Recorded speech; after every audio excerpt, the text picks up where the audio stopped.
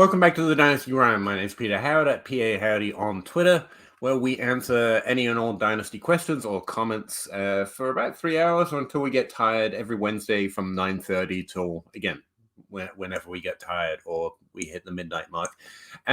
Post-draft, finally it happened. What the hell was that, to be honest with you? We got a lot to talk about.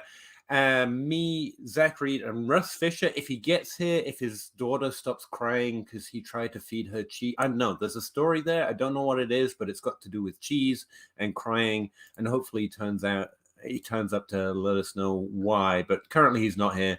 But me and Zach are going to try and break it down and talk about what any of that meant. Welcome in.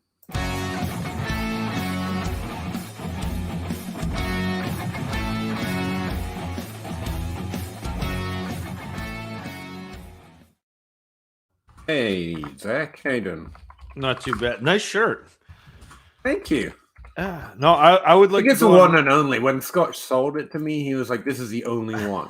I would like to go on record as saying that you can feed me cheese anytime, and I never be cry happy from being fed cheese. I've got to say, it's never had that effect on me. I feel bad though. Like that, it's always rough as a parent when you're having one of those nights. So hopefully Russ, for sure. Hopefully Russ overcomes and gets here. Most nights were those nights for me, but I'm not a great parent, so yeah. What did you think of the draft? Not that I didn't speak to you during it for most of it. I had a lot of fun. You saw 10 fantasy relevant players go in the first round. You saw 33 fantasy relevant players go in the first 3 rounds. Like, that's literally a third of the first 2 days were skill position fantasy relevant players. I mean, it seems like, Peter, that this may in fact have been a good class. Well, it continues to be that if you know how you define it, kind of a thing, though. Because, we've got lots more players drafted than I even thought would have gone this year in the first round, let alone the first 3. And yet a lot of the landing spots and a lot of the draft capital for those running backs make you go, oh, okay, I get it. They're good, but they're not him, as it were. Well, I mean, but how many classes do you have more than one Saquon Barkley level talent? Even in Saquon Barkley's class, there was only one. I think the best class that I can even remember is 2017, and you had 2. Well, it's cleared up a lot now that Swift got traded, but the initial reaction when Gibbs, I was like, oh, okay, that's not great. Oh no, that's confusing. You knew that they were going to have to ship Swift as soon as that happened. I didn't know nothing. Oh yeah, that was a definite like shell game. Like, okay, we got this guy, but we need to move him over here. But I just drafted Jordan Addison at the 105. Oh, nice. I drafted Josh Downs share. I'm pretty happy with that. Nice. I've got Dalton Kincaid and Josh Downs, so nice. My drafts are shaping up on brand, as it were. I'm not as high. Someone's asking me on Twitter, and I had the same thing on my podcast talking to Pat today. A lot of people find it hard to trade the 101 for what the value should be, and Pat said that should be expected. Frankly, it's not point scoring season, so just draft him. Kind of like we've been saying, if you can't get just trust me. The hype will come. The rank can't get any higher, maybe, but the hype, the excitement, the ability to make those trades can. The minute he's scoring points. Yeah, and especially in Atlanta, where, again, no offense to Tyler Algier, but he just rolled off a 1,000-yard season, and this is one of the best running back prospects that we've seen. Hey, there's Russ. How you doing? Which way around you guys go? Oh, it's cute. You two match. I know you didn't get the memo. It was in the DM. I have you both blocked, so it's a little awkward. Oh, that's fair. So the lesson I learned is that you should not take a really large brick of cheese and smush it in your daughter's face. Because I mean, I do that. I was never told that's a bad idea. what everyone else in the room thought was hilarious, she did not. So chances are I'm getting a text message in like 15 to 25 minutes and gonna have to leave to get yelled at by both my wife and my daughter. But I needed to show up because I missed last week. We haven't tackled the question yet. So Oh, who cares about questions? I'm just happy to be here with you two.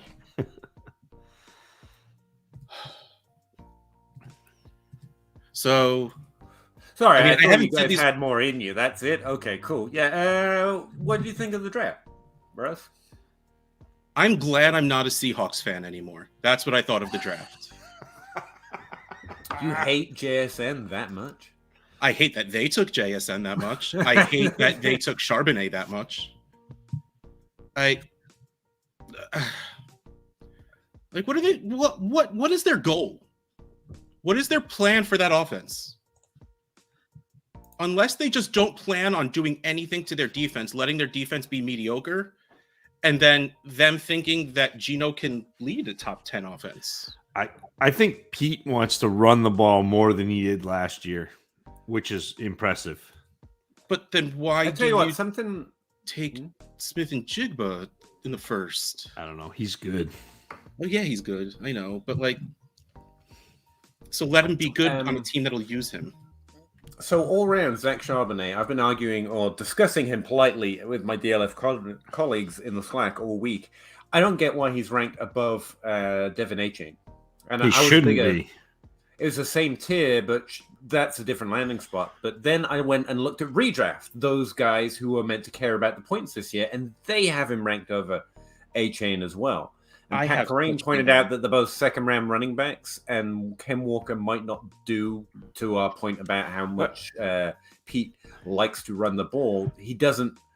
He's a home run hitter, not a grinder. And they like Chris Carson, so it's not outrageous that he does get at least a split. I still prefer A-Chain, but it's a better argument than I thought. Okay, so when we were asked as a community, pretty much, outside of Bijan and Gibbs, who's your next favorite running back? And, everyone had a different answer. Like, I like this guy, I like that guy. But the real answer always ended up being whoever lands in Miami. And then A-Chain, who was a bunch of people's RB3 or 4. He was in the same, it's similar to, lands in Miami, and we're not thrilled for some reason. Again, it goes back to that, it's a great class, but there's always something. Like the third round draft capital's what does it. Oh, no, this is wait, this is a overrated class that is underwhelming. Who said that? Literally 4 people in rookie drafts so far. Oh, okay. Like I'm fighting Zach's fight here. Like, what did you think was going to happen? Did you think we were getting 3 rounds of first round draft picks? Like, we have like what? 8? There are 7 like locked and loaded picks that I am happy to make. Like, I just offered a trade to trade back into the 6 or 7 pick in the draft that we're in currently, because there are players that I want to take there. And it's not that I don't want the next 4 guys, because I do. I just don't want them as much as I want the first 7. This is how drafts go. Quick trade question. Lamar Jackson or Tua and a 25 first? It's Lamar Jackson, right? Yeah, probably. You took Addison over JSN? I told you we've been talking about this for weeks. Go back and watch the show that we did with Bob. I know that you said that I made the right choice when I did it, but I still just didn't think you would do it. So again, I had Addison and JSN graded out like equally. Yeah. Okay. I know. So if you have 2 players who are of virtually equal talent, and one of them goes to a place where I think that it's going to be a year before he comes to You might as well fruition. take a guy that's gonna- And one of them is walking into a place where he has the ability to go earn targets right now because he should be on the field, then it's that one. I agree, but it's like I didn't really assume when it came to. I haven't had to make the choice yet, but I assume when I'm on the clock, I'm probably going to panic and just take JSN. So But what? So I agree with everything you just said. Here's what I wish I could have done at the 105. I wish I could have traded into the 107, kept the 105, but traded into the 107, taken Gibbs, And then just take whichever wide receiver. and then watch somebody get. I have the 104, and I tried to trade back to the 7, so someone else could make a decision for me. And again, like it's not that I don't not want to make the decision. Like I want the pick at 5. Yeah, but I also want the pick at 7. I think the 7 may be the best pick in this entire in terms of you're it's the getting bottom a of the player tier and you're happy. Yeah. I'm also. I get that he's not in the same tier, but I'm still thrilled to walk away with Quentin Johnston at 8. Oh yeah. Quentin Johnson, Zay Flowers is a pretty decent shot. Like Zay Flowers, I'm cool taking the L on this one. Not that I that's think he's where bad I am. or anything, but like I want to see what that offense looks like. And if it does turn out to be what we want it to be, I'll pay the wait and see tax on it. Like I don't want to spend that high of a pick on him. And I'm just hoping on my Bateman shares, and I'll take any of the other wide receivers before. But I will rank him there, but I'm probably taking, And I cannot be sold on the idea of Kincaid that early. No, and I can't either. But the one player that really shocks me at how far down the community has him, and I think it's all Clyde Edwards-Hilaire's fault, is Rashee Rice. Is because I'm seeing Rashee Rice going mid to late second. I had him as you took him at the 112 in the mock we did, right? Yes.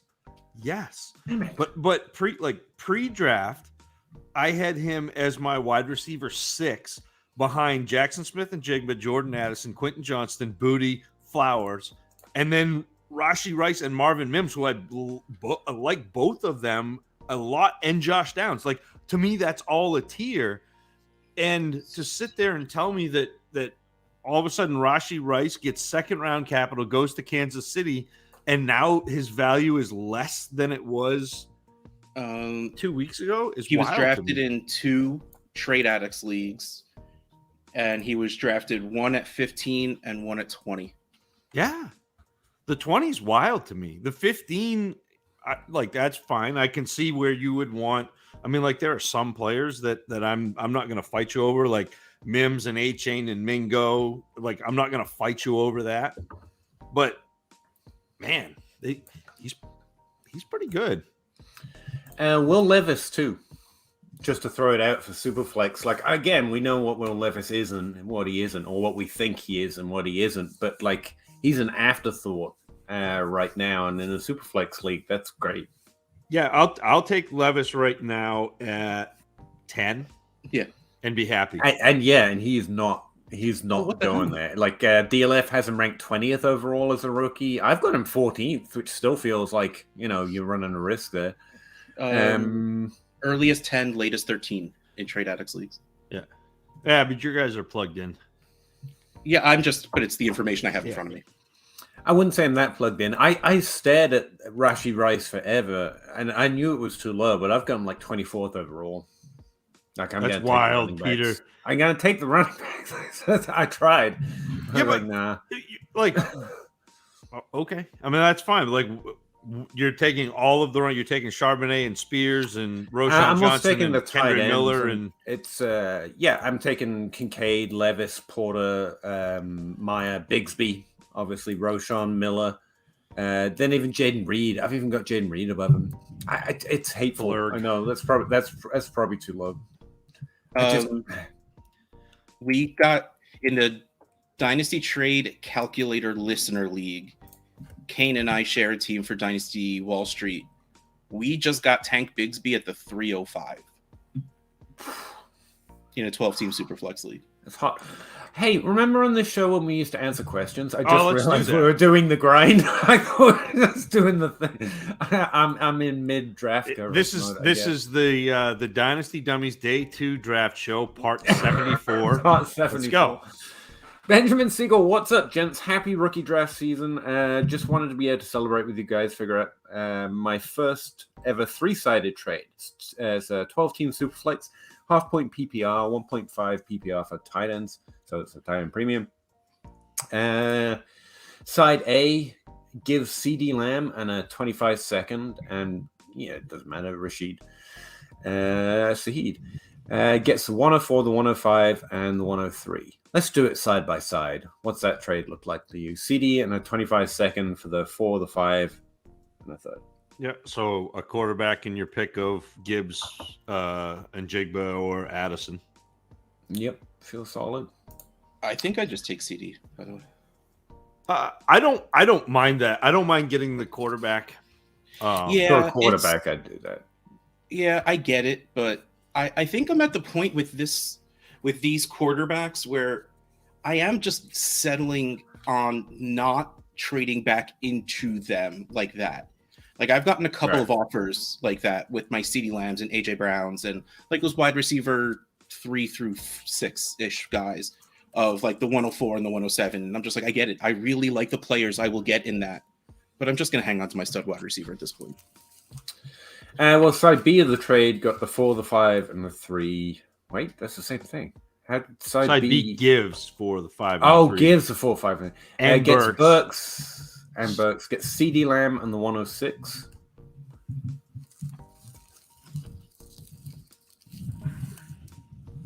Yeah, that's a quarterback, wide receiver. No, that's probably Burks. Right. Well, that's what we just talked about. Giving up. Yeah.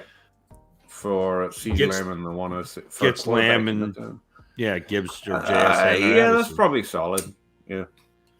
Side C gives up 106. That 6 could well become not a quarterback or just another wide receiver, though. So I kind of prefer the other side of it. But all right. Side C, the 106 gets Burks and a 25-second, and gives the 106. I think I'd rather have the 106 than Burks and the second. It's closer. It's paying up for Burks, but at least he got the second. It's fine. But yeah, I don't love it. I think the 4, the 5, and the 3 was a clear win here. The 4, the 5, and the 3. And then the CD and the 106 is fine. And then the Burks side got the worst end of the deal there. But yeah, pretty solid 3-way trade. Yeah, I mean, I don't think anybody's upset about it. But I'm upset about it. I'm sorry. I haven't done a 3 trade in a while, and I'm jealous. Fair enough. I haven't done a 3-way in a while. I would say I like how you quickly edited yourself midstream. It's been a minute.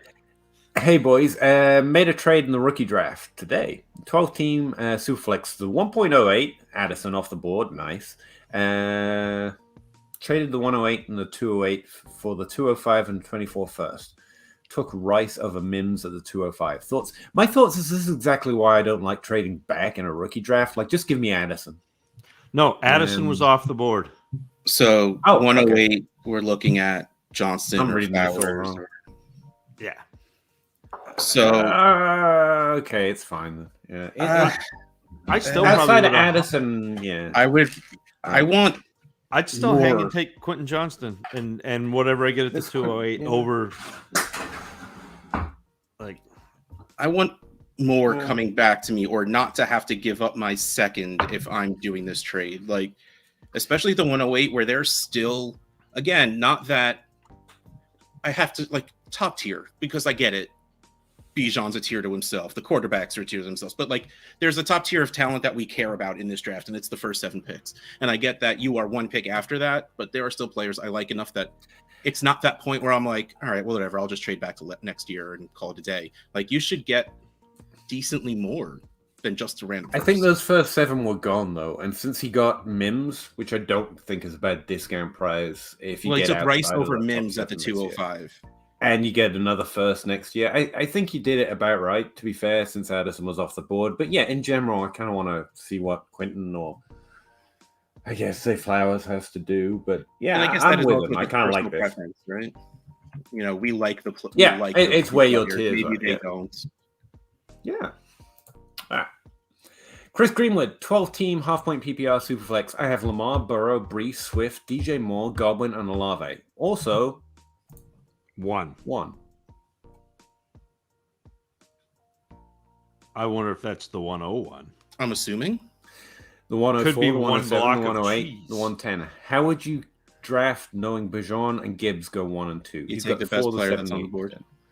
Yeah, we don't really adjust who we want to draft. We might be more or less interested in trading based on what we have on our team.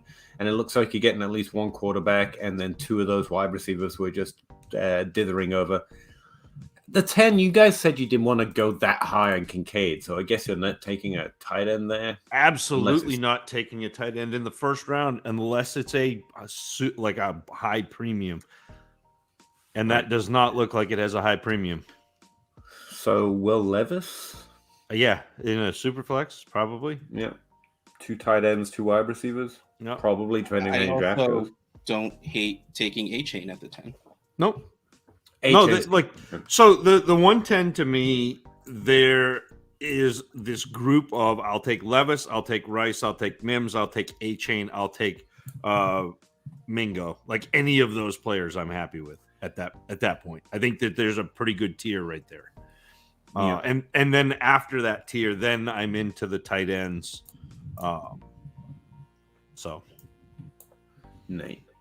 tight ends and running backs, Hendon Hooker, that area. Lakers ex-Commanders. I took Quentin Johnson over Addison. Did I mess up?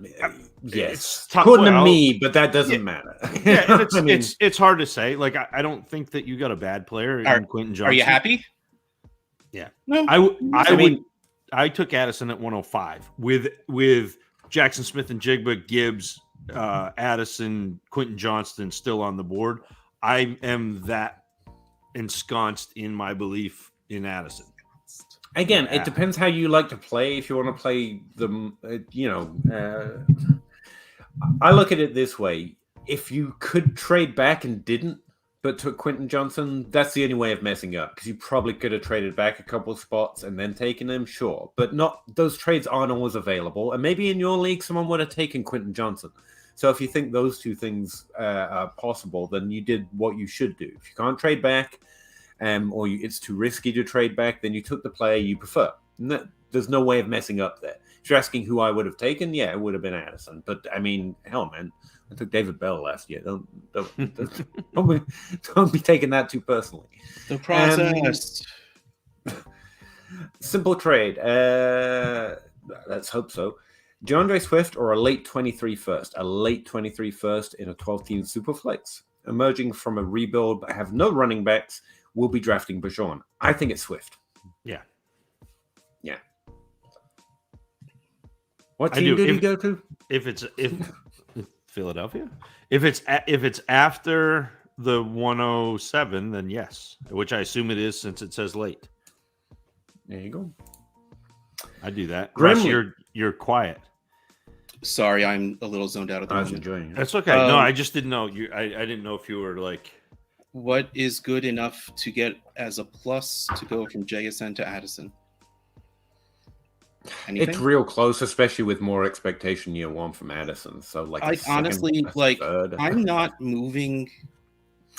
Honestly, hearing you guys like talk third. really makes me anxious about my JSN rank. Like, that's how close it is. I'm like, oh no, if other people are going to take Addison when JSN's still on the board, I should flip him because I want Addison a lot. I've been saying that for months. Yeah, but they're both great. Well, and so here's the thing. Like, I think you could get Addison at the 107 pretty regularly, but in leagues where I can't move down, I'll make the pick. Like, that's fine. I'm happy with. Are you putting Gibbs over? Sorry, Zach. Are you putting Gibbs above them too because of what you said about JSN's landing spot? So I know you're breaking ties to running back, so you went JSN, but now with this expectation, it's still JSN. Like it's still JSN for me, but that's how I build. But I do think that Gibbs is an interesting play now, where they traded Swift, they spent that really high capital. Like I think Gibbs is a really interesting play, and if you want the sure points this season, I think it's Gibbs. And something that got me thinking about it was your micro market thing. Like Gibbs is going to have more. He's just going to have more between now and next season, probably. But again, not a strong trader. I don't get a lot done in time, and so I tend not to lean that way. But there's a strong argument where if your league is heavy trading, if you're Russ Fisher, for example, taking JSN could be the wrong move. And see, I think you can get him cheaper later. I think the Gibbs and Addison is kind of the arbitrage between the two. So like JSN, I don't take Addison. JSN, I don't think you're going to get the points this year, or as much as you want. Gibbs, I think you're getting the points, but you're not getting the young wide receiver. I think with Addison, you're going to get some. You're probably not as many points as Gibbs, but points, and you get the good young receiver. I mean, like I really think he's going to step into a big role in Minnesota. Flowers, you mean? No, Flowers. No, if he steps into a role in Minnesota, then he's getting traded from Baltimore. I thought Flowers was one when I'm really. Flowers went to Baltimore. Brain skipping. Flowers, Baltimore. Yeah, that's the one. That's the one. Yeah, I'm back. Yeah. You're more likely to be able to grow flowers in Baltimore than you are in Minnesota. Let's just put it that way. Oh, okay. That's an easy mnemonic. I appreciate that. By the way, Peter, you guys look like twins. This must be you and Russ. I've always said that today, Peter. It looks like wavy and like it looks wonderful today. It's not, if it helps. But thank you. Hello, gents. Hello, Chris. Thanks very much. Same scenario. I've forgotten the original one, but okay. I have the following trade in his inbox: Pitts and for the 104. And a Superflex. His team was a Superflex. That's close. That's close. I think it's probably the third best quarterback. So Stroud for most people, Richardson for me. I know I'm leaning Pitts. Higgins for the 104.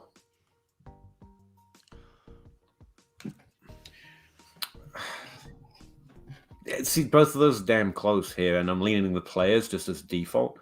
CeeDee Lamb for Godwin and the 108 and the 207.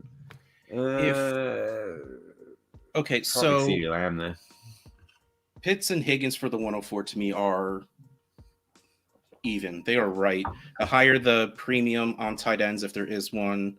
I'll lean Pitts. There's not. It doesn't look like it's half point PPR. It doesn't say anything about premium. That makes it a little. Okay, maybe I'll lean quarterback at that point then. CeeDee Lamb I would definitely take CeeDee Lamb. Yeah, that's the one. That's CeeDee Lamb's the easy one. Yeah. But depending, which I don't necessarily always like the answer because it's like a cop out. Pitts or Higgins for the 104. Like if you're set at quarterback and you need, which you don't need anything right now, because if the value is close enough, you take what you like more, which means me, I'm going to end up with Higgins on my team again. Like I think the values on those are fair enough, but you also have to find, let's take into account the future. Let's take into account that quarterbacks are going to gain value. Let's take into account that the cheapest you could ever get quarterbacks is in a rookie draft. I don't freaking care. Give me T. Higgins on my damn team. Mm-hmm. Yeah, we listened. But Pat Rick. Oh no, I was just saying the other thing is that 104, knowing Bijan and Gibbs go 1 and 2, that is either Richardson or Young, which means what? Stop! I missed that. Yeah, I forgot that bit. Oh, yeah. So he's got 104. How would you draft knowing that Bijan and Gibbs are going 1 and 2? And we're sure this is a Superflex league. We are sure this is a Superflex league, half point PPR. That probably does swing it towards the picks, especially for Higgins. Hey, never mind. I feel a little stronger with it because I do the CeeDee Lamb one, Chris. Trade the 108 Godwin and the 207, Yeah. get CeeDee Lamb and be very happy, and then draft the best quarterback available. Or you wait. Or You trade, see what yeah. happens, because if someone takes Stroud or Young first, there's going to be someone that wants that upside of Richardson if you don't want it. Yeah. If someone takes Richardson, you get your choice of Stroud or Young. And then if there are people that do have a strong feeling on one way or the other on those two quarterbacks. I don't have that strong of a feeling between the two, but like there might be in your league, in which case maybe you sort of leverage that a little bit.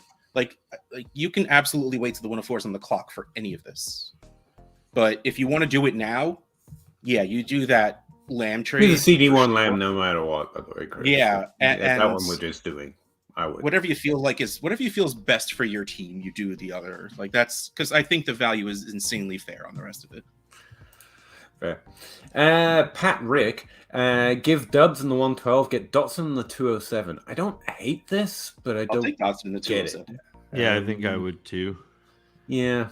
I think it's Dotson in the 207, but like I don't quite get why. It's fine. Yeah, Dotson on the 207. Yeah. So let me put players to it, Peter, for you. So Dubs and get Dubs and A-Chain, or Dotson and Bigsby. Dotson and Bigsby. Even though I like A-Chain that much better, Dubs to me is nothing at this point. Yeah. Like Dubs is worth way less than the 207. And Dotson should probably be worth around the 112, if not maybe a little more at this point. Yeah, I'd rather have the 112 than Dotson, but I think I'd rather have the Dotson side of this. Yeah. Yo, where is your T-shirt? I think that's me because I'm not wearing it. But I am actually wearing a shirt that says the world's most okayest fantasy football player. He had a cheese incident. That's what my family thinks of me. 12-team Superflex. I got Barkley in the 109 and 212. For the 109 and 112. For the 109 and 212. 112. Superflex. I'm gonna say what I'm gonna say. Like, in a Superflex, that's Barkley. Baller. Yeah. But I mean, if you're building like Zach, that's trading a running back later, a few years into his career, even if it is a great running back for younger wide receivers. And maybe but I don't want it's outside the tier. Yeah, there's an argument for it. I'm just saying. But when I'm trading a Barkley, I want an actual proven young wide receiver. I don't want picks. Yeah. So that like, is or just Barkley, if I can get one of them and a pick, so like if I could trade Barkley and get like London and the 112, then I'm happy. Okay. But did you see the deal that Matt Price got on the 101 in the DLF Pods League? By the way, he got done finally. I saw exactly what he got. Okay. Oh, it was Chris Olave and. Chris Olave, I a 24 didn't second and a 25 first. Felt okay about it. 12-team 1QB half-point PPR. Jalen Hurts versus the 110, the 205, and the 20 and the 301. Even if in a 1QB, I get it, but I think it's just Hurts. It's very much Hurts. Yeah, he's one of the guys that provides an advantage at that position. One of the few. You got it. Even in 1QB, that kind of makes sense. And the 205 and the 301 do not provide the draft. Yeah. What about Walker? Yeah, I mean, that's the thing. That's my thought. Walker's the guy, but it's not great for either of them. Luckily, we've been on board with trading Walker since he's been the running back 3 for. And of course, the one team I have him on, I haven't been able to move him, and now I'm just sort of stuck. Is that Olympians? Or did I move him? I moved him. I don't know. I tried to trade for him in Olympians, and you laughed at me. Well, you send me a better offer next time. Yeah, I moved him. Russ is so mean. What did I do? Good job. Oh, I got Josh Allen. Kyler Murray, Ken Walker, and Michael Pittman for Josh Allen. Yeah, I like that one. That was a good one for you. That was after the draft. Yeah. Wow. And then I got Steph Diggs for Daniel Jones. That felt like a good you have crushed the Olympians League. Like it's going to get ugly the next couple of years. Like I had a competitive team and it is no longer competitive and I didn't do anything. That's what J Mike gets for doing that to TA6. I need to do it to another league he's in. Mr. Mole, 12 I'm team, not in one these quarterback, leagues, in case you're PPR, wondering. start 7. I don't get to play with them. No, you don't. Roster size 18. That's really small. Plus 2 taxi. Need hammers in this format. Mm-hmm. Give the 103 and the 106 for Hurts. That's a lot. No. In a one quarterback, like that's that's a lot. Oh, start 7 though. No, because I think Addison can be one of those starters. And you get a quarterback at 106, right? If you want one. Wait, are we sure? Is the next message this Hurts? Yeah, also? Mr. Mole. Hurts. Yeah. It was some bullshit. That was Charbonnet. Yeah, that was some bullshit. I keep the picks. I do too, because I think you get so again. It's gonna go. Oh, it would be fun to take Richardson at 6.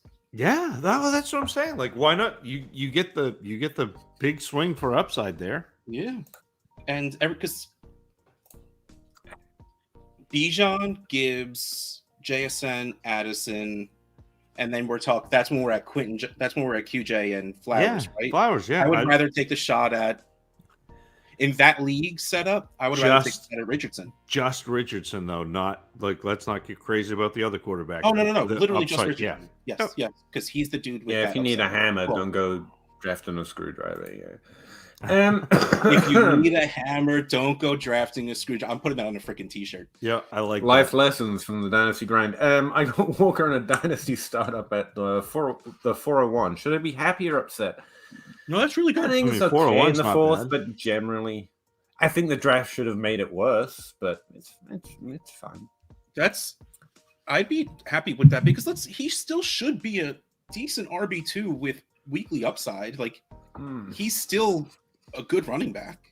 Yeah, the cool thing about him is he can break any play at any time for a touchdown. I was listening to Late Round QB recently, and he was talking, and JJ Zachariason was talking about how that Charbonnet is that ground and pound, the grinder guy who they're going to put in, and then change of pace, weirdly enough, is Kenneth Walker, even though he's not a pass catcher, so that's weird. I mean, but yeah, like we think of Walker as more established, but he's still just another second-round running back pick. It's not. Yeah, like that's really what it is, and it's really funny, like because I came into hearing about Algier, but it's been the same thing with running backs, like having not first-round capital and just being good isn't really enough to keep your job. Like remember, like Jordan Howard and every Rams running back until they got Todd Gurley. Gio Bernard, like all of these running backs, and even Jeremy Hill, who was doing really well. Like, it doesn't matter. Like, running back is just the most easily replaceable position. It's kind of crappy, but it's the truth. Like, you need to be excellent or have just done something to make your coach love you to be able to keep your job unless you are elite. And we learned that a lot this draft.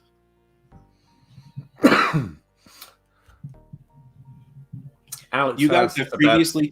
Oh, sorry. I thought you were trying to go, but no, go. Keep talking. Sorry, I was trying to help and I screwed up. It's fine. Alex wants to know if we made any trades pre-drafts because we're constantly on our high horse about trying to do that for these draft picks. I just looked it up real quick. DLF pod leagues. I traded the 112 and Aaron Rodgers for Lamar Jackson. That's not trading in. But it was taking advantage of the Lamar Jackson window, I think, and I feel pretty good about that one. I think I gave up something else. Oh yeah, I traded away 2 101s recently. Yeah, I traded away 2 101s and I traded for a 101. But otherwise, I don't think I've done all that many draft pick trades specifically. I traded. See, I'm not making trades for the draft pick, so I don't think they count. But like, traded Dallas Goedert in a second for George Kittle. I feel pretty good about that. But that was for George Kittle, not for the draft pick. The only one I've made most recently, that wasn't pre-draft, that was in draft because it's a contract league and kind of complicated, is John Bosch doesn't want any players on his team. I think he finds that funny because you can operate that way. He just wants all his money. So he gave me his 23 first for my 24 first, which just ended up being Josh Downs. I only took it because there's literally no difference between the two. John just doesn't want players. And I quite wanted Josh Downs, so I did that. Yeah. I'm sad a little for that landing spot, though. It's mostly just because I thought Alec Pierce would have a shot, and I like Josh Downs better than Alec Pierce. Yeah, I was trying to get in on that trade if they don't add anyone. Alec Pierce ran routes, and he still did, and he still could be a top 36 wide receiver or something. But yeah, I'd rather have Downs at this point. Yeah. I like A-Chain a lot. Can't teach speed. I hear that. Actually, yeah, you can to us. Isn't that what trainers and stuff are for? Yes, every single NFL player literally does that before the combine. Yeah. But the point's well taken now. Sorry. I'm not saying it wrong. You can't take me and turn him into A-Chain, put it that way. DJ Moore plus the 206 or the 106 and the 303. In trade Superflex would matter here, but Karen. It absolutely would. I would take DJ Moore over the 1 QB 106, but actually no, I probably wouldn't. What did we say? The 106 is Flowers-ish. No, I would think I would stick with DJ Moore at that point. But in Superflex, in the Trade Addicts League, DJ Moore for the 108 straight up happened. And we all picked the 108. So I think we're picking the 106 here for sure. Yeah, I think if it's assuming Rocky and our guest from Tuesday show up right now, we'd pick the 106. Yeah, and 1 QB DJ Moore, Superflex, I'd probably take the 106, but A-Chain gonna hurt a lot of people keeping him away. It does seem weird that he's not just under like Charbonnet, like he's faded. He's early second round. According to DLF rankers, below Mims I kind of get, Meyer I kind of get, but it's below Kendre Miller as well. It's just like if I'm going to take a running back, it's going to be the A-Chain way above Kendre Miller. No, I like Miller there though. Yeah, it's just a little low. Sorry, he's too small. Charbonnet shouldn't have went to Miami. Well, he didn't. Charbonnet should have gone to Miami. Yeah, A-Chain. I mean, that would have been amazing if he did, but he didn't. We can just be bitter about it. It's fine. This is the strongest anchor bias that I have seen about a draft class in a long time. I mean, that's why Charbonnet's still going so high. It's why A-Chain's going so low, because you had so many people talking about Charbonnet as the running back 3 and so many people screaming A-Chain is too small, and like there literally was not a better landing spot that A-Chain could have gone except for maybe Denver. Yeah. For us to be excited about him. And there weren't very many Charbonnet landing spots that could have been worse for him, but people are still anchored to the pre-draft analysis. I think there's a lot of, and Bigsby's just getting lost in the mix because of it. Like Jaden Reed, I liked him kind of a little bit pre-draft. I'd love to take credit for that draft capital, but I didn't I faded on talking about him, put it that way. But he got really high draft capital, a decent landing spot, and he too is in like the early third round right now. Like, there's going to be some adjustment over the next month as people realize they're going to be, held to account. And maybe this is how I play draft capital. Is it does not change whether I think a player is good. No, and I think Jaden Reed is fine, but I don't think he's very good. Like I'm not excited about Jaden Reed. I will gladly. He's not Addison. He's not Quentin Johnson.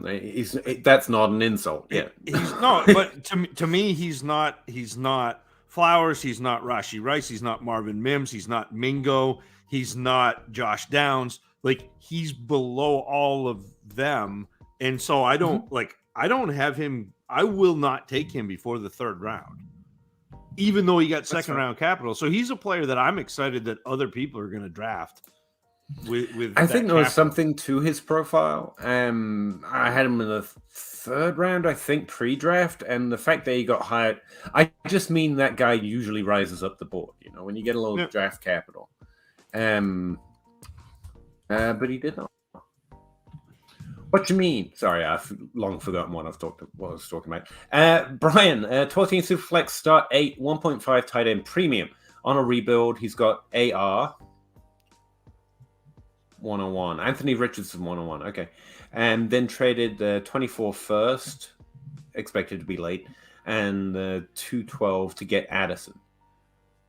Okay, so real quick, having second nothing to do with this question. On the same line, you have 1.1 and then 1.10.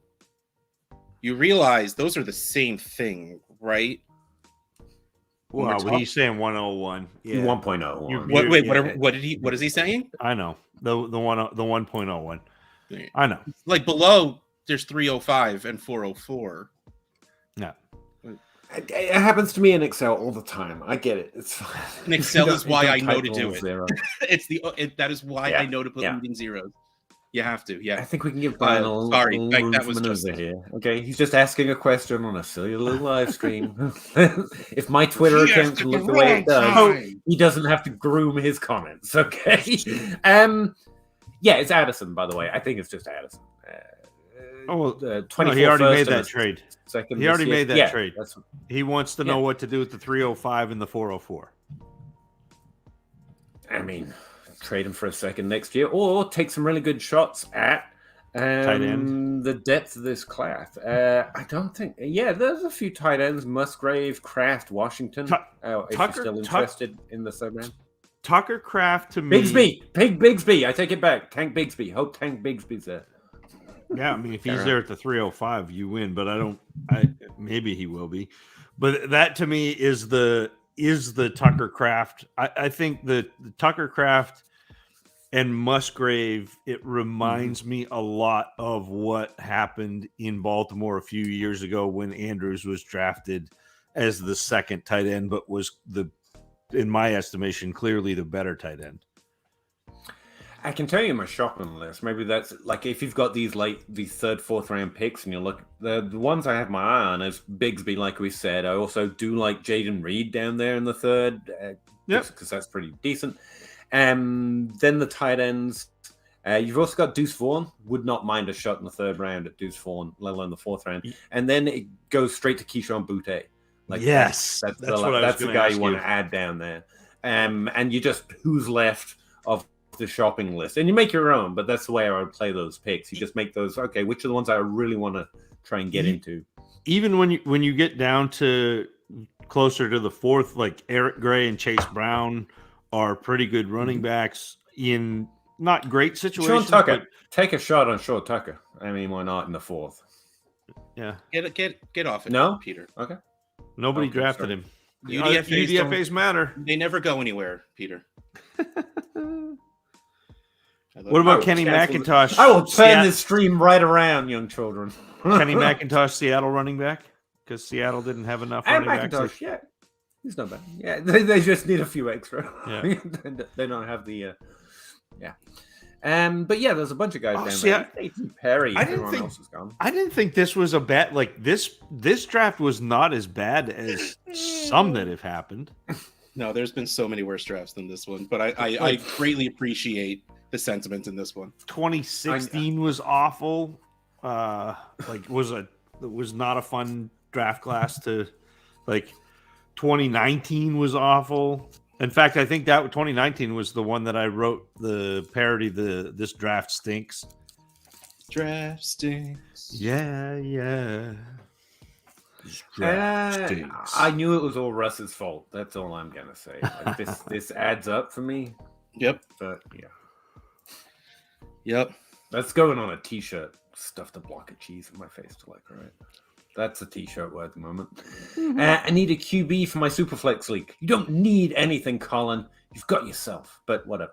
Is trading Waddle for the 102 a good trade? In a Superflex, I'm assuming 102 for Waddle. I want more. Doesn't sound great, but you get your choice of quarterbacks, right? So it's probably okay.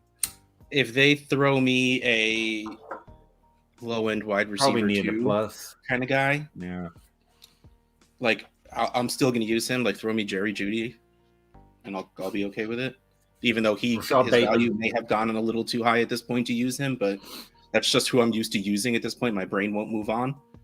But I need something on top of that. Like, and it probably it's probably fairish, but I think I need a wire. I think Russ is right. You need a little block of cheese on top, just stuff it in my face. No, it's gonna keep going back. I'm gonna make it. I'm gonna make it a thing. I'm grabbing up the rice. Yeah, he's a good grabber upper. That's for sure. I wish to be gobbling rice. I love rice myself. Colin too little for Waddle. Oh, he was talking to Colin. Yeah, and we agree. Look at that. Jacob, the 108, the 208, 24 first, 24 second for Kyler. Yes, in a Superflex. Yes, even not in a Superflex. I think that's pretty good, but probably too much. The 23 picks should be mid to late. Hopefully, you would know what the 23 picks are right now. So I'm assuming you're talking about the 24 picks. But yeah, what do you guys think? The 108 plus 2 seconds in Superflex? Yeah, that's what. If it's Superflex, it's Kyler. Yeah, 2 first for Kyler. Yeah, I'd take Kyler. Oh, it is 2 firsts and 2 seconds. Sorry, it is. I can't help being a flawed human, Zach. Okay, it's just the way I'm built. I like Marvin Mims over. I'm just here trying to help Pete. You don't know Johnny Dim Sum? I do not. You should if you listen to my goodness, Peter. I'm hurt.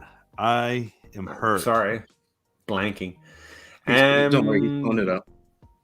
Got the better draft capital. Curious your guys' thoughts. If you don't know who Johnny Dim Sum is, see? You're at but also like I love the landing spot for Min. That was my favorite part. Peter didn't read ahead. He started saying, "If you don't know excited. Who Johnny Dim Sum is, yeah."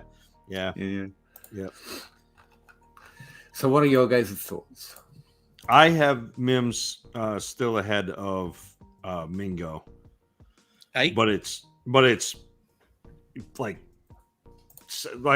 I got Rice, Mims, A-Chain, Mingo. Probably should have A-Chain above them, but I don't. You could change that. I have Mingo so low it should be some kind of hate crime. So why so low on Mingo? Why are you so low on Dim Sum? Hey, Dim Sum. I'm just naturally a hater, I think. That is a very fair statement. This is absolutely one of those situations where it happens. Like the landing spot of players who, especially players who can be seen as exciting, which Dim Sum can be. Hong Chow eggplant, baby. That'll boost them more than it should. But it's a great narrative of Mingo joining with a rookie quarterback so they can grow together. But like Mims, like one of the best deep ball guys with the best deep ball thrower. Like, give me that all day. Well, I get it. But Mingo will get drafted higher than Mims every single time. The other part of this is like draft capital is not necessarily like 1-for-1. It's not like Mingo getting taken at pick 39 and Jaden Reed going at pick 50. Like it doesn't make him 11 picks better to draft in fantasy football. Like it doesn't. That's not how this works. You're looking for a team to spend a second round pick on that. Like that's, and then, yes, there is some, like, I know Scott Connors has done some work on like post pick 50 and there are a lot of flops and of course there are, but there are also like fairly easily identifiable hits and flops. So, like, Mingo's a good player to draft given his draft capital. If you're really comfortable taking advantage of micro markets, I'm going to put him in that bucket because he could do something. And the capital, like Zach says, isn't exactly a 1-for-1, but it's a better path to opportunity than I definitely would have expected. And he can do stuff that impresses on a play, a catch in a game, and then immediately you've got an opportunity. I have him ranked below an undrafted free agent, at least one of them. Like I don't think he works out long term, despite for fantasy. Can you despite the fact he enlighten might dazzle. as to which UDFA? I don't know. I don't have draft capital pulled up in here. Let's see. Who have I got ahead of Mingo? Obviously, JSN, Quentin Flowers, Josh Downs, Marvin Mims, Jaden Reed, Tank Dell, Rashi Rice, Jalen Hyatt, Cedric Tillman, and then Keyshawn Butte. Those were all drafted. Yeah, I may have lied. I will find an undrafted free agent and I'll put him in hater, there. No, what it is I'm using DLF ranks to create a draft board. Don't lie to us, Peter Howard. They don't rank everyone I rank because no one's going to draft him. Like Josh Wild doesn't have an ADP, even though I have a rank for him. So it's like, oh well, fuck. But yeah, those are the wide receivers I have ahead that are, relatively likely to be drafted. I will find an undrafted free agent being listed and put him above just to make myself not a liar. Would you prefer Purdy, Ritter, James Cook, 224 first and 224 seconds over Lamar Jackson? No. Oh my, just give me Lamar. Like at that point, yeah, like about halfway through. Here, take this bag of rocks with 2 of them are shiny. I am still honestly shocked James Cook still carries draft capital. Like 3-4 games into that. Oh, look, definitely everyone that was hyping up this non-receiving back to be a great receiver was not correct. I was done. I was like, okay, we're done here. And still, I see narratives like the draft was great for James Cook. I mean, so was being drafted, and that didn't seem to happen. So, I don't get it. Here's the question, though. Do you think that you could take the 224 firsts, James Cook and Ritter, and put that together that's not very far off from the deal we just saw for Kyler? And then you come out with Kyler in 2 seconds and Purdy? I'm going to put that in the I'm not comfortable I can execute that well. But yeah, that should not be accepted. If don't get me wrong. I saw Bob talking about this elsewhere, and I have no idea if it was like a done deal, but like I would not take that bag of nickels for Lamar Jackson. Was that a Buffalo joke? A Buffalo nickel with James Cook? No. Okay, just checking. There's one clever person between the two of us, Zach, and it's not this one. Was that Peter? He's right in there between. Yeah. Maybe it's neither of us. Yeah. I probably did it. Spock 498. The 104, the 105, and the 108, or Justin Fields and the 203. 12-team Superflex standard scoring. Then take Fields. Standard scoring, no PPR. That what is that? That's a take Fields. So you're talking Young, because Stroud is usually the last one taken, right? Mm-hmm. So Stroud, Gibbs, and wildly. Like at that point, you take Quentin Johnston because he's at least a deep guy, so hopefully you get some touchdowns, or Justin Fields. And then a running back at 203. Yeah. I was trying to spell it out and see how I felt about it. Yeah, no, I think I just take Justin Fields. Standard is wild, Spock. Like that definitely makes us think. Yeah. Yeah. I don't even remember the last time I've seen someone talk about a standard league. Is the next question a touchdown? Perfectly fine. Sixers rot. I'm sure they do. I'm sure they're happy about it. Spock 498. AJ Brown and the 107 or Jamar Chase? And this is the same league. Just give me Chase, probably. So AJ Brown and Addison or Chase. Just give me Chase. In a standard league. Dang. So just give me Chase. I mean, I'm not even sure who the 107 is in a standard league because the wide receivers become so much less interesting. But some of them. So Gibbs will go at 105. What are the tight ends? Oh yeah, like tight ends are like non-existent except for the top like 3. So Gibbs will go 5. How high do you push up A-Chain? Here, do you put him over JSN or in a standard scoring league? I don't know what I'm thinking. Because he's on Miami. He's not, but he's a pass catcher in Miami. He's not. That's true, actually. No, he'll be the Mostert. Mostert ran the ball. Some.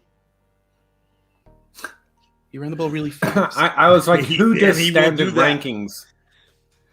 And the only place I could think of was honestly, like Fantasy Pros. They don't have standard Dynasty. Honestly, rankings. I think I might take AJ Brown in the pick. I don't, because like Jamar Chase scored. Well, they both scored a lot of touchdowns, AJB and Chase. So last year they were within a point of each other per game. So 13.1 for AJ Brown and 12.4 for 12.4 for AJ Brown and 12 for Jamar Chase. Like, don't you get these? Was that standard? Yes. That's interesting. Yeah, but also, you did points per game. Never mind. I did. Yeah. I'm still taking Chase because I think I do something better with Chase if I'm gonna do this. If I'm gonna move off of Chase, I'd rather not have to think about it this much. If I'm going for Chase, I would pay that for Chase because I don't feel anything about it. Yeah, and then get something better for it. In a 1 QB start 8, would you trade the 103 for King Henry? No. No, you shouldn't have to. I have the 101 and 4 boats. Wide receiver, Chase Lamb, Waddle, and Wilson. Love the reference. Love the reference, J. Cass. Thank you very much. We're creating our own little shorthand. I like that. No, I love it because I knew exactly what he meant. So much lower than that right now. Like, the reason Henry was interesting for me in my running back article is he's trading for nothing like that. That's really what it comes down to. Like, if you like, you don't want to just hold on, because here's the thing. You also aren't necessarily, assuming you have an active enough league, you aren't drafting for who's going to be on your team. You're also drafting for who you can move around and who you can do something with. So if you do grab Addison at the 103, because I'm assuming Bijan and Gibbs go 101, you know, Addison gets 12 targets the first 2-3 games, you'll be able to move him pretty easily for a running back plus, you know, or like for Derrick Henry plus a decent amount. I understand the want to get Derrick Henry in this league, but man, there's a price, and that's Henry's the right process to.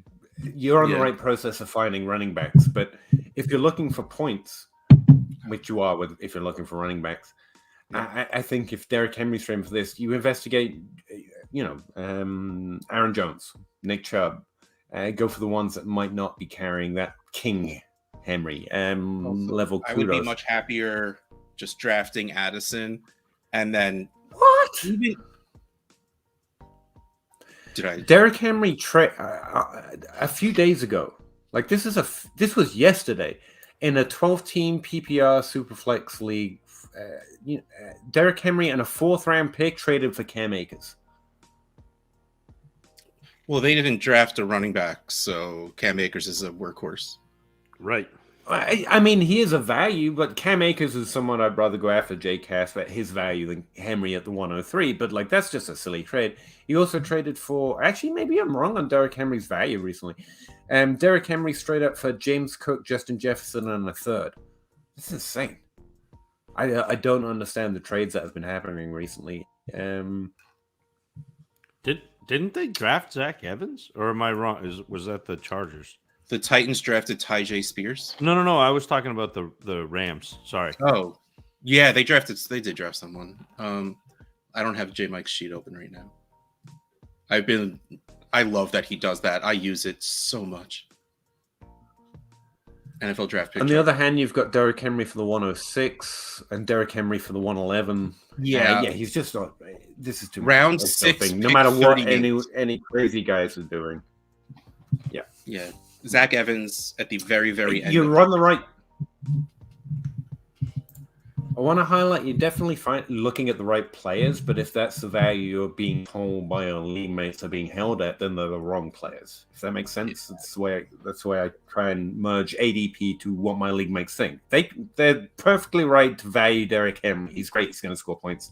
He's a king, for goodness sake. But that makes him not the right guy to go looking for in your own league. But yeah, have I got a serious lag going on or what? Dag Nabbit, Zach, currently on the clock, 302, 14-team league, Musgrave and Tucker Craft available. Is that a gelato kind of a decision? No, I don't. I would rather have Kraft than Musgrave. I'm not a big Musgrave guy. Yeah, me too. I mean, how can you... I don't know how to be a big Musgrave guy. He didn't do anything.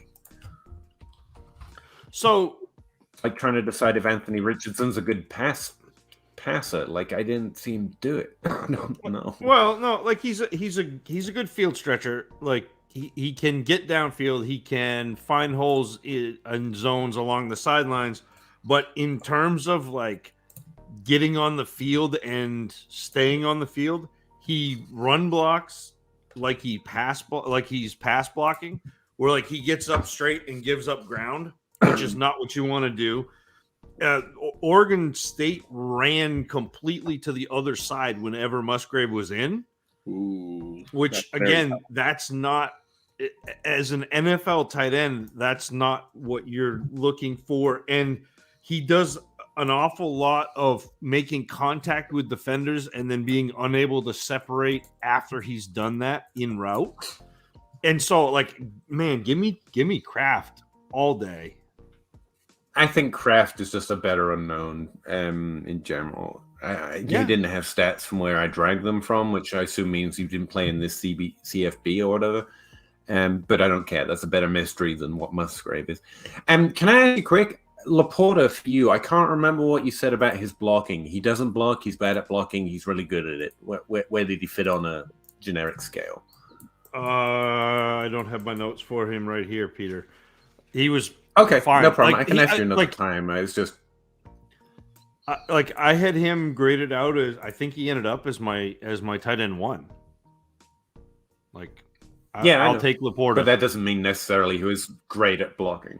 Right? No. And they don't have to be like fantastic, but like in order to be on the field as a tight end. As a tight end, and especially if you're getting down in the red zone, you have to be able to do that. Like, you have to at least be able to chip block and then get out. Gotcha. Hope everyone is doing well. I think we are. Thank you very much. Hit that like button, y'all. Hey, good reminder. Thank you. I always forget to do that. Senior Long Johnson, if Pitts doesn't break out in year 3, he's already broken. Okay. Yeah, cool. Didn't he do that in year 1? Do you see the community losing faith in him? I think the community has progressively lost faith, which is why he's somewhat of a reasonable speculation in Dynasty right now. Like, he already went down. That's fulfilling our prophecy, I'll point out. He came down to earth where he should have been. Yeah. He gonna leave for a second and come back. He had over 1,000 yards. Why did Peter run away? He had over 1,000 yards his rookie year. Okay, he caught 1 touchdown, which absolutely looks bad on fantasy points. But so, like he did really, really well for NFL standards. And even last year, in a really, really weird offense, he did well for what he was on the field for, and I was actually very happy they shelved him.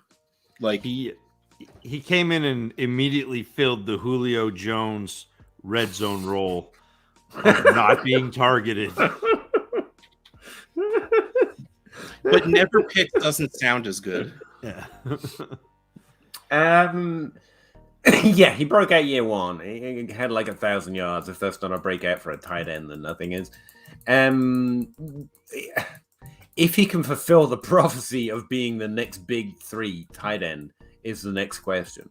And yeah, it's just can the offense get better? I left, by the way, because I had like a 30-second delay there. I'd say something, and you guys would hear it about 30 seconds later. No, we just were ignoring you. Oh, that's also a possibility. I would have appreciated a heads up though before I, left the studio. But whatever. Where were we? Thank you, Senior Long Johnson. Fox Valley Wrestling, 1 of 2. Okay. 12-team Superflex tight end premium PPR start 11. This is a team. You don't want me to read it, so I won't. Is it ironic that the 1 of 2 I think is the question is 1 of 3, 1 of 2s? Yes. Is it a really good process to take a QB at 104? Managers won't give up the 105. You can't trade back. I'm wondering if I should take Gibbs or JSN over Stroud. Trying to contend. Thanks, guys. Love the show. This is actually something that shocked me with a more best ball. Not that he's just best ball, but talking to Pat, he's got Gibbs above Stroud. Stroud falls behind some of the position players. I kind of get it when you look at the redraft ranks and think about expectation year one. But again, it's about whether you're competing and how strongly you think you're able to make moves. Like for me, I just take the quarterback because I think Stroud's a pretty good prospect. But it's not crazy. I'll say that to start with. You're definitely not crazy for considering.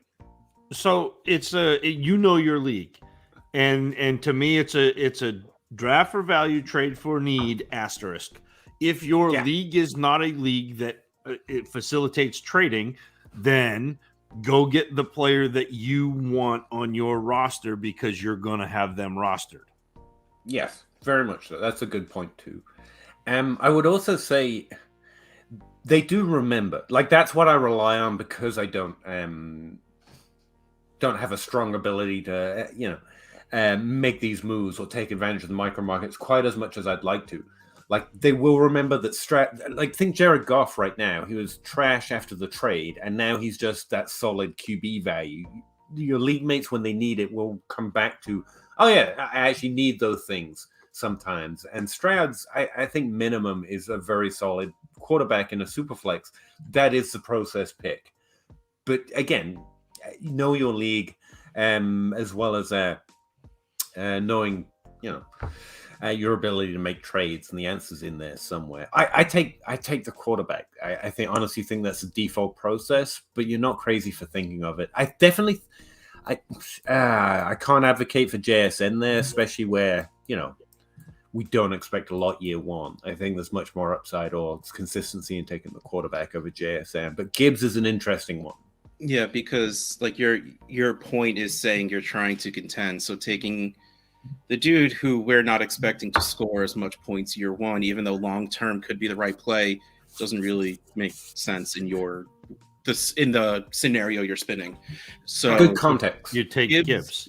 Yeah, Gibbs would be the right choice there if you were going to not just go Stroud. Mm-hmm. And that's a really good point that we haven't talked about a lot. Like we're saying JSN won't do a lot year one. He will do something. Like Zach said, he won't do a lot for fan. We've been blessed over the last few years with great rookie seasons, but go back and look or read content from DeAndre Hopkins' first year. It was seriously disappointing, even though he didn't drop in ADP because we know to expect that sometimes. But I seem to be exasperating Russ like really badly, so I'm just going to shut up. I thought it was an interesting point that he just made. It's a fantastic point, but I am up in 2 picks in a rookie draft, and the 2 picks that just happened were Rashee Rice and Roschon Johnson. Oh, rough. You're also up in 2 picks in a rookie draft, and the last 2 picks were JSN and Gibbs. I have no drafts going. Stop giving me draft FOMO. So terrible. I think I'm too high on Hendon Hooker. No? Why? You're too high on the Hooker? Okay. I'm way too high on Hookers. Because I've taken him. He's been taken in 2 trade addicts leagues. Mm-hmm. One at 16 and one at 20. Yeah. They were both me. I'm taking him mid-second. Yeah. My pick's at the 209. We're on the 207 right now. My pick's at the 209. And Hendon Hooker is still there. Yeah. I could look it up again, Josh but I think he's Downs falling to the third, is- fourth pretty consistent. Tank Bigsby, Josh Downs, Jonathan Mingo is still. What the hell is happening in this draft? Addison Kincaid, Quentin Johnston, Levis, Zay Flowers, Laporta, Charbonnet, A-Chain, Michael Mayer, Kendre Miller, Roshan Johnson, Ty J. Spears, Rashee Rice. Tajay Spears is another one that's kind of getting lost. I know there's a big concern on him. He might be just the thing models get wrong, but he looks pretty decent. All right, so I don't have any Mingo yet, so I'm going to put Mingo above Hooker on this one. I love the way you prioritize based on, roster percentage. I don't have any of that yet. Like Well, a when you're in trading card game. 24 leagues, you get that leisure. Mhm. Wait, I'm going to try, because I have the 208 and 210. I'm going to try and trade for the 209 so I can just take 3 in a row. All right. So I can get Good enough. Mingo, Hooker, and Bigsby. Man, that sounds like a good selection. Two Oh, tanks. should I- Two tanks. Get the other tank, or you're excommunicated. 2-9 and 212. Two tanks. Sorry, I'm just getting really giddy about this. Anything else for Fox Valley here? Like, I think I just talked around the issue. It's really your choice. I take Stroud, but taking Gibbs isn't crazy. Taking JSN is probably too far. I think that's about it. What it really, really, really, really comes down to is a combination of what we've all said. Zach is absolutely right. You know your league. And if your league either A, does not value Stroud there, then taking him is the wrong move because you won't be able to move him. Because you're taking him there because he's the value. But if he's not the value to your league, like that's the kind of trap a lot of people fall into. Like in a startup draft, you're like, dude, this guy's available in the 6th when he should have been drafted in the 3rd. I'm going to take him and then trade him after the draft. You won't. Your league let him fall. No one picked him. It went through 3 times and no one picked him. It's not the value you think is going to be there. And that's the same thing you have to think with Stroud. Either you, since you can't trade back, you need to figure out if it's they just don't want to pay to trade up or if they don't like Stroud. And if that's the case, you take Gibbs. But other, like, not even taking that into consideration Again, whatsoever. you can also just, they will remember. Just take whatever freaking player you want, man. Like, you don't have to be quote unquote right. But When it really comes down to it, like, okay, maybe you don't take Marvin Mims at the 104, even though you like him. That might be a little silly, but like if we're talking about Gibbs at the 104 instead of the 105, even though the 104 should be a quarterback, who the hell cares? Just take him. I mean, we're holding a stream. The idea behind which is we try and give answers, but also, you don't really need any answers. So, no, I think there is a process worth exploring to help make your decision there, and hopefully we talked about some of it. Steb, have the 102 desperate at QB, which doesn't matter, but thank you. You only have Ritter, which means you have no QBs. Just to point that out. Can't decide if I should take YOLO, Richardson, or take the safe choice at Young. I thought John Hogue on the Superflex Super Show, which I hate, and I hate him, and we're enemies, and you should definitely not go follow him immediately. He had an interesting thought on that. He said Richardson's someone you should definitely take if you already have a QB1, because you're looking for the upside at your QB2 spot. And I think that's a similar thing to your saying here, Steb. But that's exactly why I don't. That's why I'm like, I have Richardson at 3. I don't tend to take those shots at QB. I don't know, with that type of profile, so I don't. I would take Young. I would take Stroud. The safety of Baker Mayfield and forego the upside of Lamar Jackson. Absolutely do it. Just forego the safety. Well, if you're allowed to call the safety pick, the Baker Mayfield Sam instead Darnold. of Tua, instead of Patrick Mahomes, who also looked definitely efficient. And like there are lots of good players. Rather have? Can we also name the Richardson pick a terrible example? Would you rather have that's Tua an or unfair Hurts? comparison a little bit. Hurts. But it's not. The comparison is not the players. The comparison is the rushing upside, which is miles above. They've already spent so let's compare Anthony Richardson to Hurts and to those passing running backs, all of whom passed a lot more, so we had a much better idea of how good they were at passing. He didn't do that. If he didn't do the thing for me to judge, then I just don't know. Saying he's Hurts or anyone is just an unknown.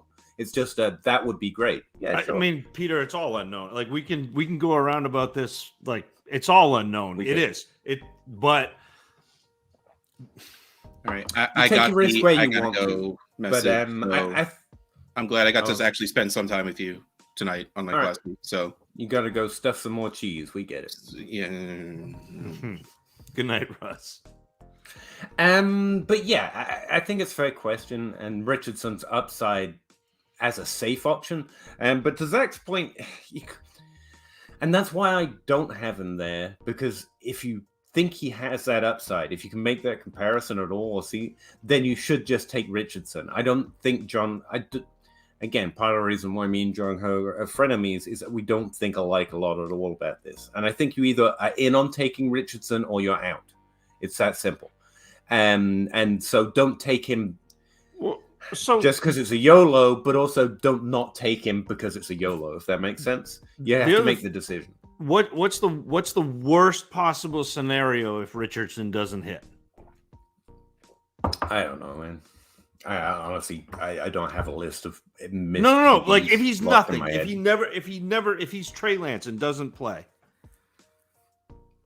then if you he played 5 games, but if let's say he didn't play, you earned the 102.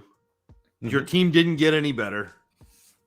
Like again, like to me, it's not ideal, but you kick the can down the road a year and then run it back. Like, but if he hits,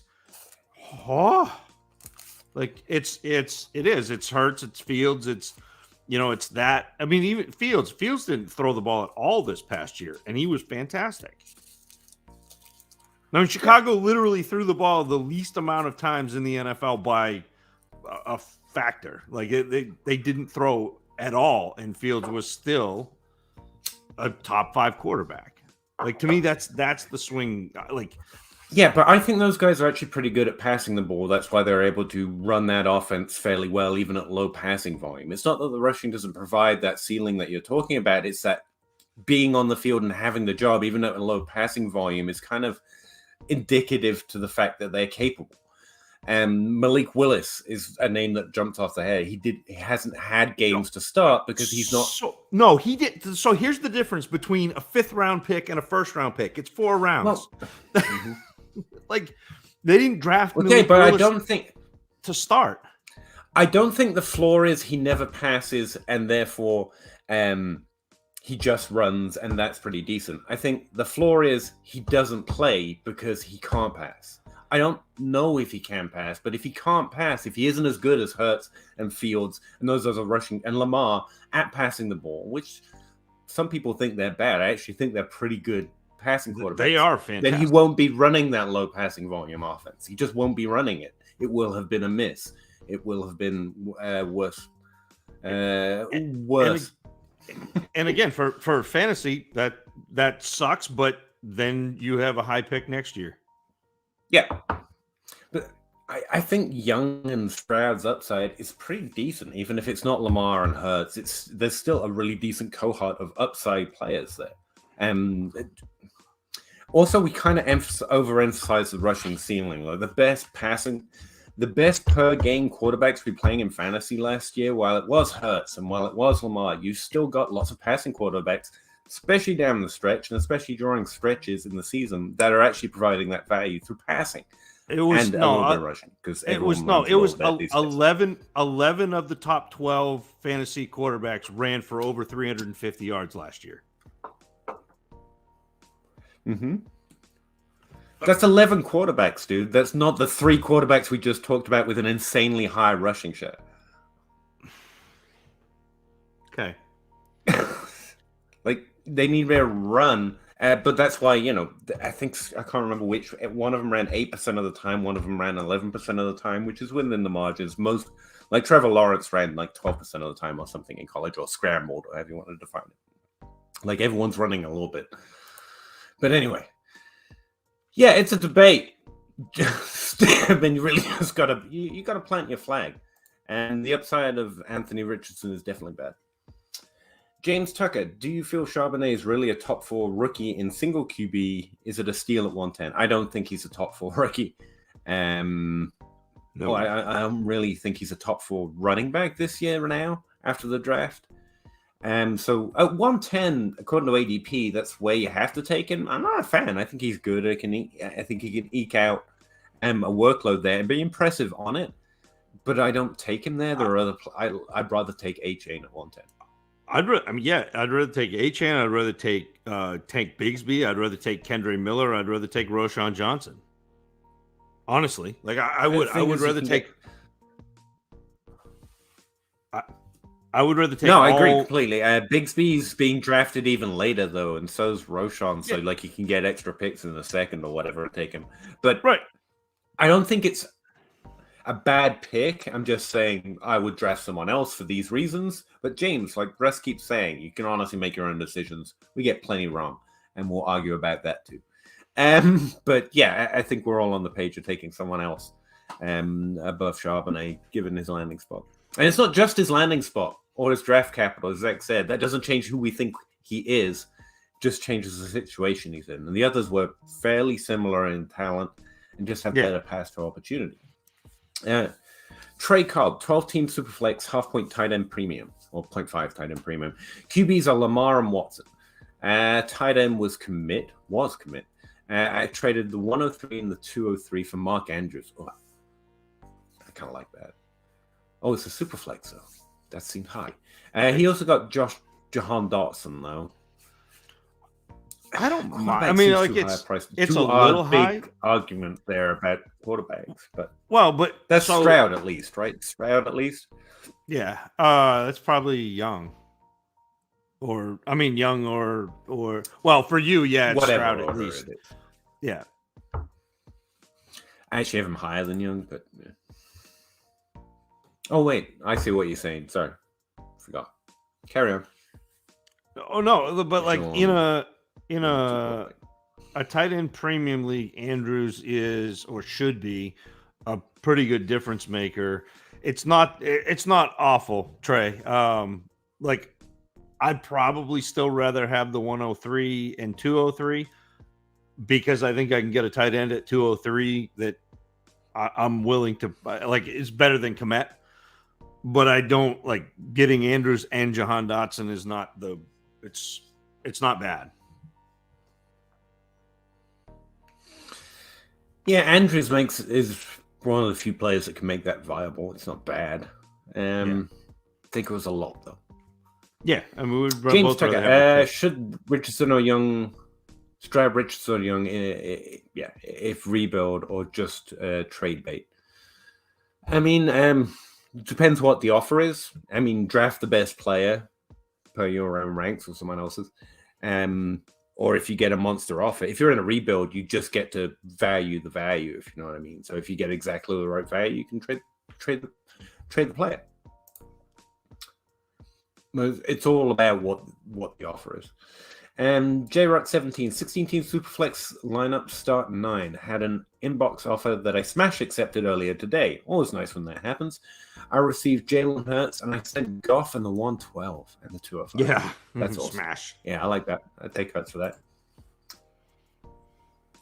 12-team Superflex gave the 108, the 208, and a 24 first and 24 second. Received Kyler. I think we did. Got to the did end. We do this one already?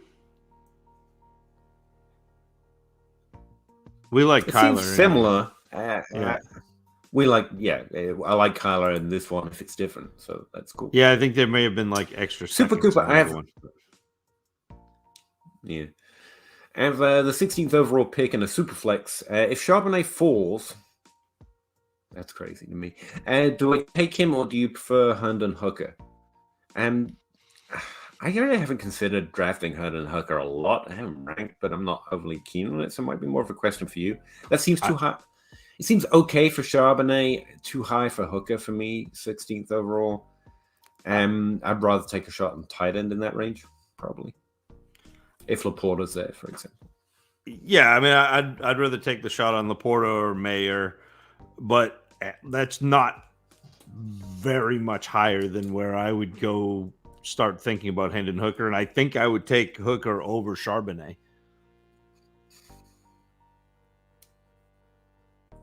Yeah, that's strong, but I kind of I really have to reconsider my quarterback ranks because I don't consider them enough. Well, so I had Hendon Hooker as my quarterback 3, like film grades.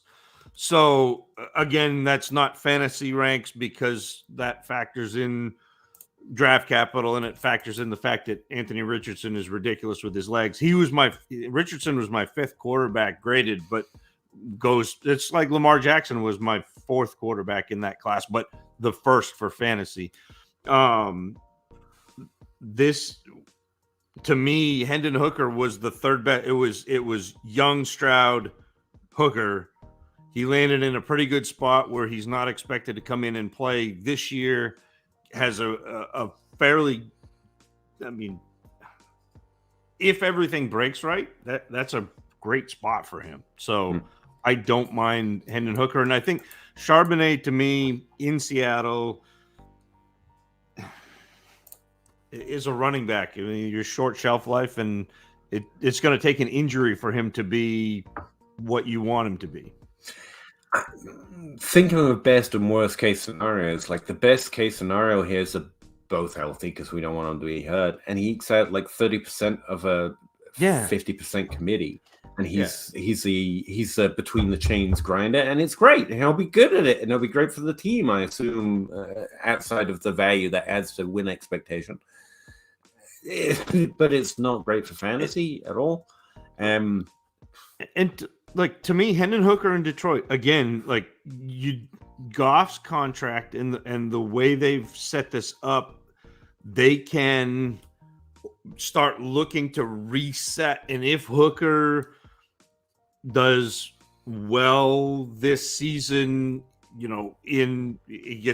rehabs and he learns the playbook, and he does that whole carry the clipboard and learns from Goff, and they decide that he's the guy, like, getting handed the keys to that offense,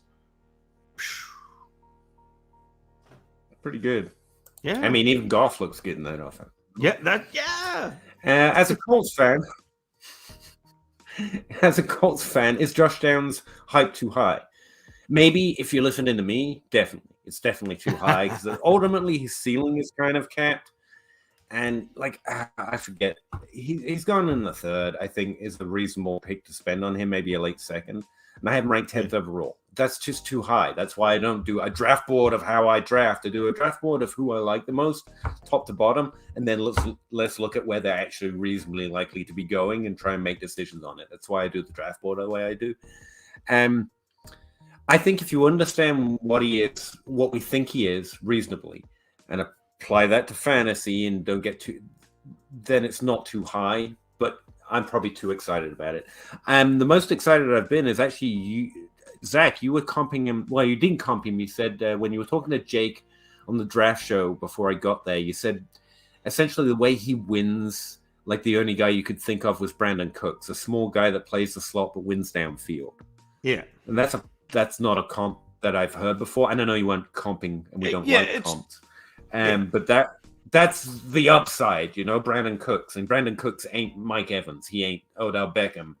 No, but I always have really good. Tyler Boyd for the slot guys in mind. Yeah. Oh, yeah. For multiple, and still is, really. So a top 24 wide receiver, as long as you know what that means, what I'm trying to say with that, like a Tyler Boyd, he's good. He's starting. You're getting him at a pretty good value. I do think there's a little upside in that, and that's why I was bringing in the Cooks comparison there a little bit. It's still a top 24 guy, but it's not just Tyler Boyd. And then the hype can't be too high. That's what I hope he can be. I don't hope he can be Mike Evans. I don't hope he can be Jalen Waddle.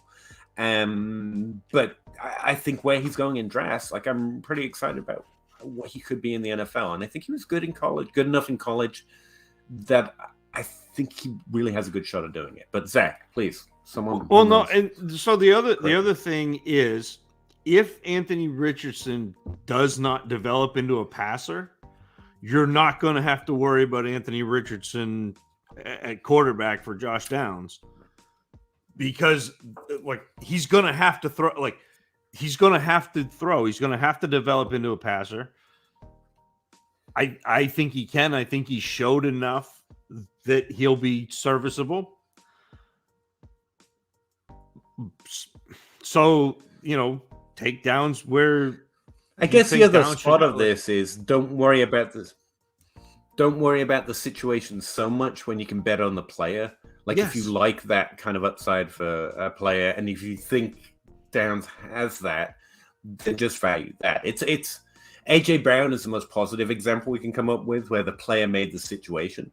But even Tyler Boyd got 600 yards in his first year, did nothing in his second year, and then broke out in his third year. Like, situations change. We're trying to find the best players that we can take advantage of positive situations when they emerge, rather than just drafting the situation. And you've got to keep that in mind as well. Hopefully, I really do hope Richardson can be a good passer, because I think Hurts and Lamar Jackson, I think these guys are all really good at passing the ball relatively. And if you can do that, the upside's the moon. And if you can't, there's a Jared Goff coming, or there's an aging Matt Ryan who can at least show something of stability. There's a bridge quarterback somewhat. Situations change. We try to draft the players. That's the only other part of it I can think of there. But it might take a second. Are you guys serious? Can't tell Flowers from Addison? No, I can tell Addison from Flowers, and I'm much higher on Addison. I just got his landing spot confused there for a second. Yeah, that was me. Sorry, I had a moment. Minnesota. I'm over it. What happens to A-Chain's vacuum and Dalvin Cook inevitably ends up in Miami? Yeah, I think that's the best response there. Probably just over it. I just landed some Boudet and Kuntz late in the fourth round. Are you still interested in Kuntz at all? Come back in an hour. We can't put that in prime time. That is got to come back after midnight. The grind after dark. Okay, fair enough. Okay. Congrats, open 24 hours. James Tucker, 10 teams, start 10, 1 QB, contender. The 101, the 105, and the 106. Hold or trade the 106 for Pierce, maybe? Pierce, and a late 24 and 25 first. Mock projects Zay Flowers or Charbonnet. Again, at that point, unless Kincaid goes, no tight end premium, just standard. Yeah, that's probably too high for Kincaid, and definitely too high for me. For my money, for Zach White. I'd rather have Zay Flowers at that point than Damian Pierce. I think it's a great pick there. Yeah. I'd hold it, like at least hold it until you're on the clock, James. And if there is Zay Flowers or say Quentin Johnston falls, or there's somebody there that you're interested in, make that pick. If not, you can always trade out. I'm not sure that trade goes anywhere on the clock, no matter who's left over. So you can probably do that. Yeah. I projected early first in 2024. Got from a bottom 3 team last year. Would you hold the pick or try to trade it plus something for Gibbs, Anthony Richardson, Young, or JSN if possible? It depends on your team. If you're competing, I'd rather have pieces that are going to score me points this year. How are people so confident their picks are what their picks are going to be next year? Things change, but if assuming you're a bottom 3 team, as you said, no, the team he got the pick from is a bottom 3. Yeah. It really depends on what your team is. Yeah. Like, I think trading up is the move in this draft. Like, I really want into that pick range, and then you take the best player available. That's my standard answer here. So try to trade up to get one of those, your favorite quarterback or Gibbs, or your favorite wide receiver for sure. That's the first thing I try to do. But if you can't do it at value, you're just holding it. It's another one of those. Unfortunately, I have to say, it depends what trade offers you get on the table, as it were, to make a decision. But I definitely try trading up. Hold on, this one's Trading for you. in. This question's for you. I don't remember that. I remember drafting N'Keal Harry over everyone back in the day. Yeah. Biggest miss I've had in Dynasty. Not my biggest miss, but it was a big miss of mine. So, yeah. I'm pretty sure I've missed hard on that.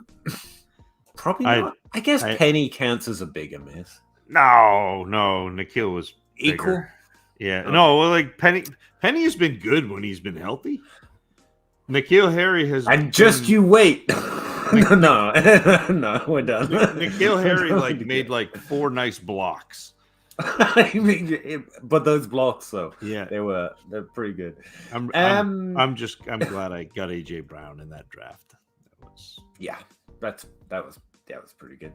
10-team 2 QB league. I'm a contender. Received trade offer of the 103 and Cup for the 106 and Devontae Smith. 103 and Cup for 106 and Devontae Smith. 2 QB league, so that 6th pick is much more valuable. I would trade Ken Walker for the 104 absolutely right now. Oh yeah, sorry, I missed that bit. No, that was Ken the Walker's second part. Yeah. Definitely do that second bit. The first one still has me held up though. If you have let's see, Gibbs. Well, it's probably not. It's a quarterback and Cup for. Whether it's Gibbs, it's probably Addison or JSN and Devonta Smith.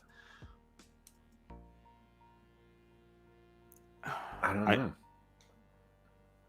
I think I'd probably I'd look at my team. I think I'd probably go the youth on that first one, but the Ken Walker one absolutely do tomorrow, today, yesterday. Anytime. Yeah, the Ken Walker one is a walk-off win. Yeah, get a quarterback. The first one, for Ken Walker. It makes me dither, but I think only the 6 and Smith are worth it. Yeah, I hate not taking Cup, but yeah. Oh no, I don't. And again, that one, I'm so hung up on. I don't know. Don't know. Well, I'd have to see Cole. I'd have to see Cole's team.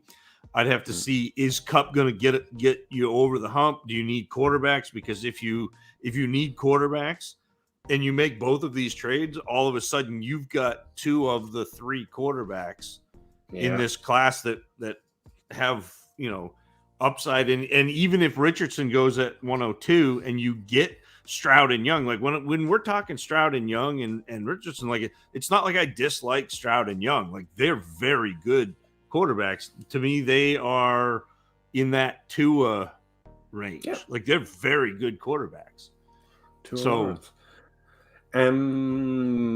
Cole says Gibbs and Richardson are on the board at the 103. Bryce and Young went top 2. That's kind of what I expect to be the most common, Bryce and Young. And both of those, Gibbs and Richardson, both strong picks after that. It's a really heavy first tier in Superflex this year. It's thick. That's why my default answer is to trade up into it. All of those are good picks. Lincoln was here. P1.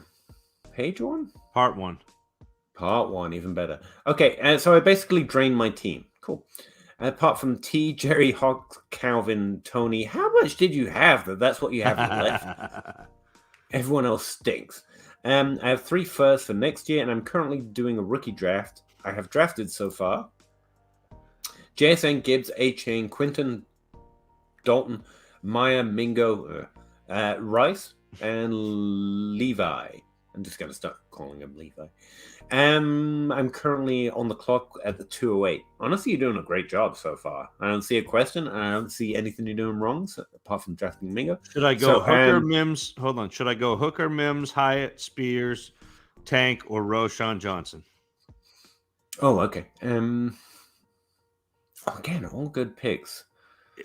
To me, it's between Mims and the back 2 running backs. I have it Mims, just per my ranks, but honestly, I take Tank there. I take Roshan. I don't even mind your Hooker argument. It's a quarterback in a Superflex. Yeah. But I have it Mims. Who wins the Super Bowl this year? After draft. Kansas City. I mean, it's just a good bet. But yeah, I have no idea. Mingo is basically Justin Jefferson at this point.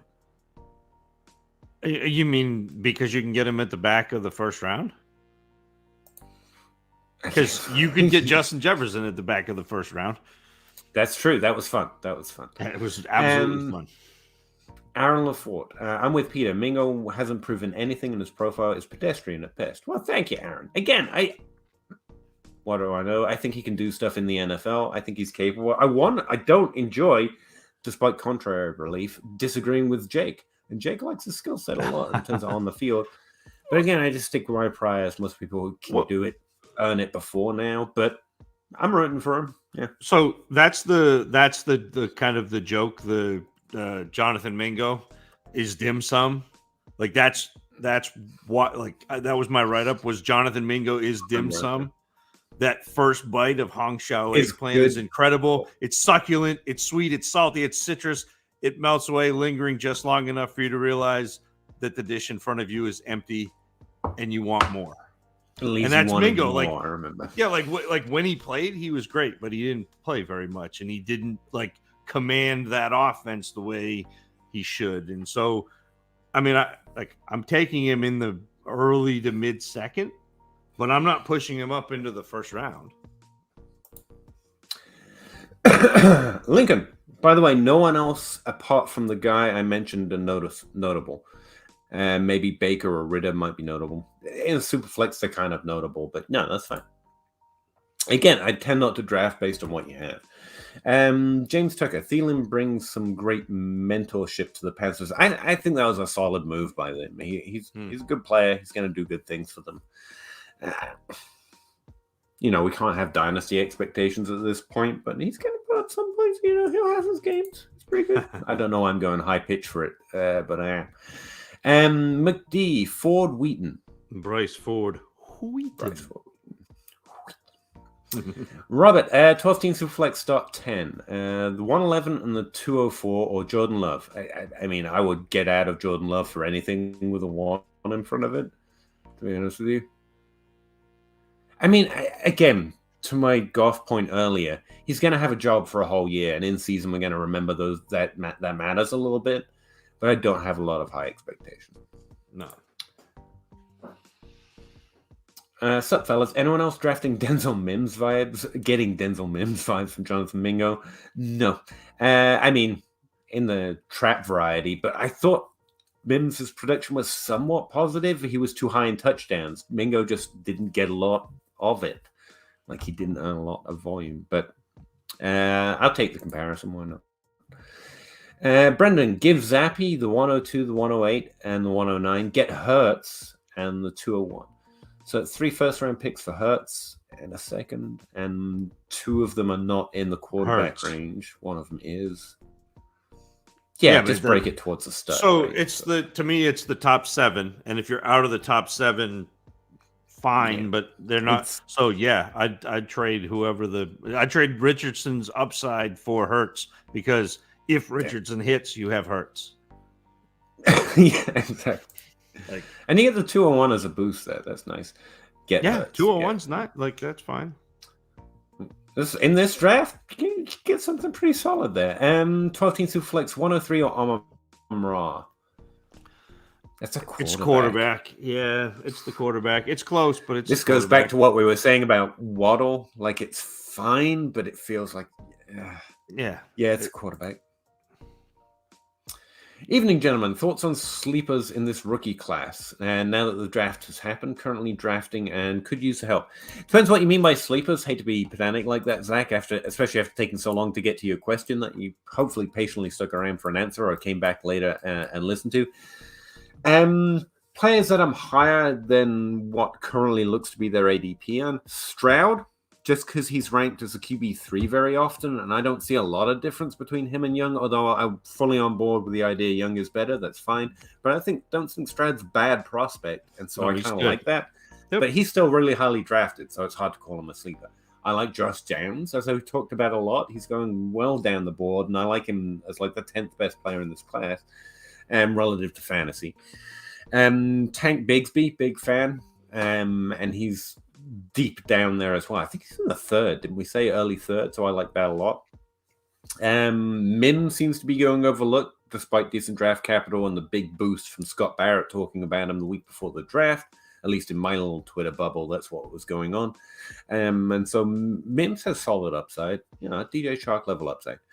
The tight ends in general, actually, this year, draft a couple, especially as you get later. Just take a couple shots on tight ends. Some of them are really interesting this year. In fact, most of them are really interesting. Does anyone stand out to you as a definition of sleeper? I mean, if we're going deeper than that, again, Zach, it really depends on how deep you want to get. Like a bunch of the players that Peter mentioned are probably 3rd and 4th round picks, which there could be some value there. I'm looking at guys a little later like Chase Brown, who landed in Cincinnati. Chase Brown's interesting. Yeah, there's a chance that he can do something there. I like Eric Gray, even though he's with the Giants. Like that's a in case of an emergency break glass, and all of a sudden Eric Gray is really interesting. I think that somebody like, and this is a funky one, but especially if Dalvin gets traded, Dwayne McBride, who is not a pass catcher but is a very good runner of the football, is an interesting one. Tayshaun Boutte is going to be like the That's post, the one I was just thinking of. Yeah, the post hype sleeper, and even and this is you don't have to even draft him, but I picked up Demario Douglas in a couple of leagues, who is a very quick slot type receiver that the Patriots drafted in the 6th round. And maybe I'm crazy for doing stuff like that, but I'll always just have that guy on the back end of my roster. Looking at just players drafted between rookie 43 to whatever the 4th round is, that's deep sleeper territory in my opinion. 4th rounds don't really matter in fantasy rookie drafts. The 2 players I'm highest on compared to the consensus of ranks right now is Keyshawn Boutte. I'm gonna have to learn to say that name properly. Where I'm 13% higher than the average, and Sean Tucker. So I guess those will be my best answers. Again, that's all medical, and which is scary as heck. But the upside from a 4th round pick to a starting, even a sometimes starting running back, is pretty decent. Both have more off-field concerns than on-field concerns. There might be a pattern there. McD, Rams drafted Evans. Yeah, I got it wrong. A.T. Perry's another interesting one too in New Orleans. Again, not that, but yeah. I have him a little higher than consensus, but I still have him in the 4th round just because of what you said. So he's not in the top 2. I mean, Evan Hull and Kenny McIntosh. 4th round players, running backs, decent. What would you be looking for back from the 24 first? Very likely the 102 or the 103. There's got to be something else for that one. I think this goes back to what he was saying with... Give Zappy 102, 108, 109, get Hurts, 24, 201. No, there was a question earlier about whether they should trade their 24 first or not. And we said it depends on the offer. What we'll be expecting back is... I mean, a 24 first is worth less than a 23 first, so it's an awkward trade to make. So it really depends on what the person you're trading with is willing to value it as. If they're willing to value it as a top 3 pick, then I want in the top 4 this year. Where that tier is this year, to Zach's point, in a Superflex, there's 7 players. So I want in those top 7 picks. And then you're looking at a pretty decent trade this year. I think that's probably the best generic answer I can come up with. 10-team Superflex, half-point tight end premium, start 9. Has the 101, the 104, the 106, the 108, and the 110. He has Lamar, Javonte, Waddle, Higgins, Drake. Gibbs is going 102. What's your thought process on the 104 if Anthony Richardson goes 103? Get JSN, then remainder of Young or Stroud at 6. Thoughts on the 8 or 10? A lot going on there, so I'm just going to answer it as best I can. I think you take the quarterbacks above JSN right now. Yeah. So if Young and Stroud are still there, you take the best one for you right there. As far as the 8 and 10 go, that's outside of those top 7 players, which I think are a different class of I want them, but they're still really solid picks this year, and it's kind of pick your poison. What I mean is that's kind of a tier in itself. So per DLF ADP, you can get Zay Flowers, Quentin Johnson, they're at the top of that tier for me. But then you've got Dalton Kincaid if you really want to take a high shot on tight end because you got that first round draft capital. And then Condre Miller, Devin A-Chain, on all these running backs with solid upside. And so there's kind of a tier from the 8 all the way down to, I don't know, what would you say, the 204 or so? And it's just a different class of bets I want to make. I think there's a tier from 8 to 10. And then with Flowers and I think to me, like Quentin Johnston, Zay Flowers, and Will Levis is a tier for me. And then you're into that then next, you've got and you could even I like that better actually. You could even convince me that A-Chain's up in there, and then it's to the 111. But look, 110 is really where I'm drawing that line. But to your question. I would, Peter, you're absolutely right. Take the quarterback, take Young or Stroud, whoever you think is the better player. I have Young. Peter takes Stroud. So this is a go get gelato and flip the coin. And then I will take Young because everyone tells me it should be Young. But it just means I'm more interested in Stroud later if I'm looking to trade into that tier because I don't see a big difference maker. But I'm not a quarterback evaluator. I get it. Well, and I mean, it's I say this all the time, but it's playing darts blindfolded in a hurricane quarterback evaluation. Like, you can come close, but you know what I do. But then the other thing is, I'm taking Addison over JSN. I hate how I don't hate that. I kind of get it. Yeah. I mean, to me, they're similar talents, and if they're similar talents, then why not take the one who walks into the better situation? Now, if it was JSN like head and shoulders above Addison for me, then I don't care. I don't care about the landing spot. I'm taking. I had them real JSN. close, but to me, they were within half a point of each other.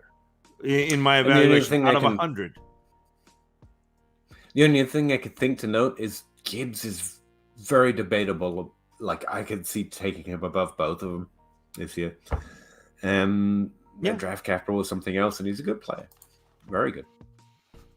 With Swift going to the Eagles, are we excited for him or trying to tell anyone is in? Well, I mean, we're also in running backs, but I think he's going to do pretty well in the Eagles. Eagles is a really good team. Swift is an exceptional pass catcher, the running back position, and he can run a little bit. He's not bad. I mean, he's like a discount Jahmyr Gibbs, I guess. It's a comparison. I thought that was funny.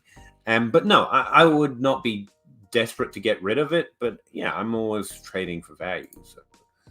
And running back landscape has due more change than any landscape I can remember ever landscaping.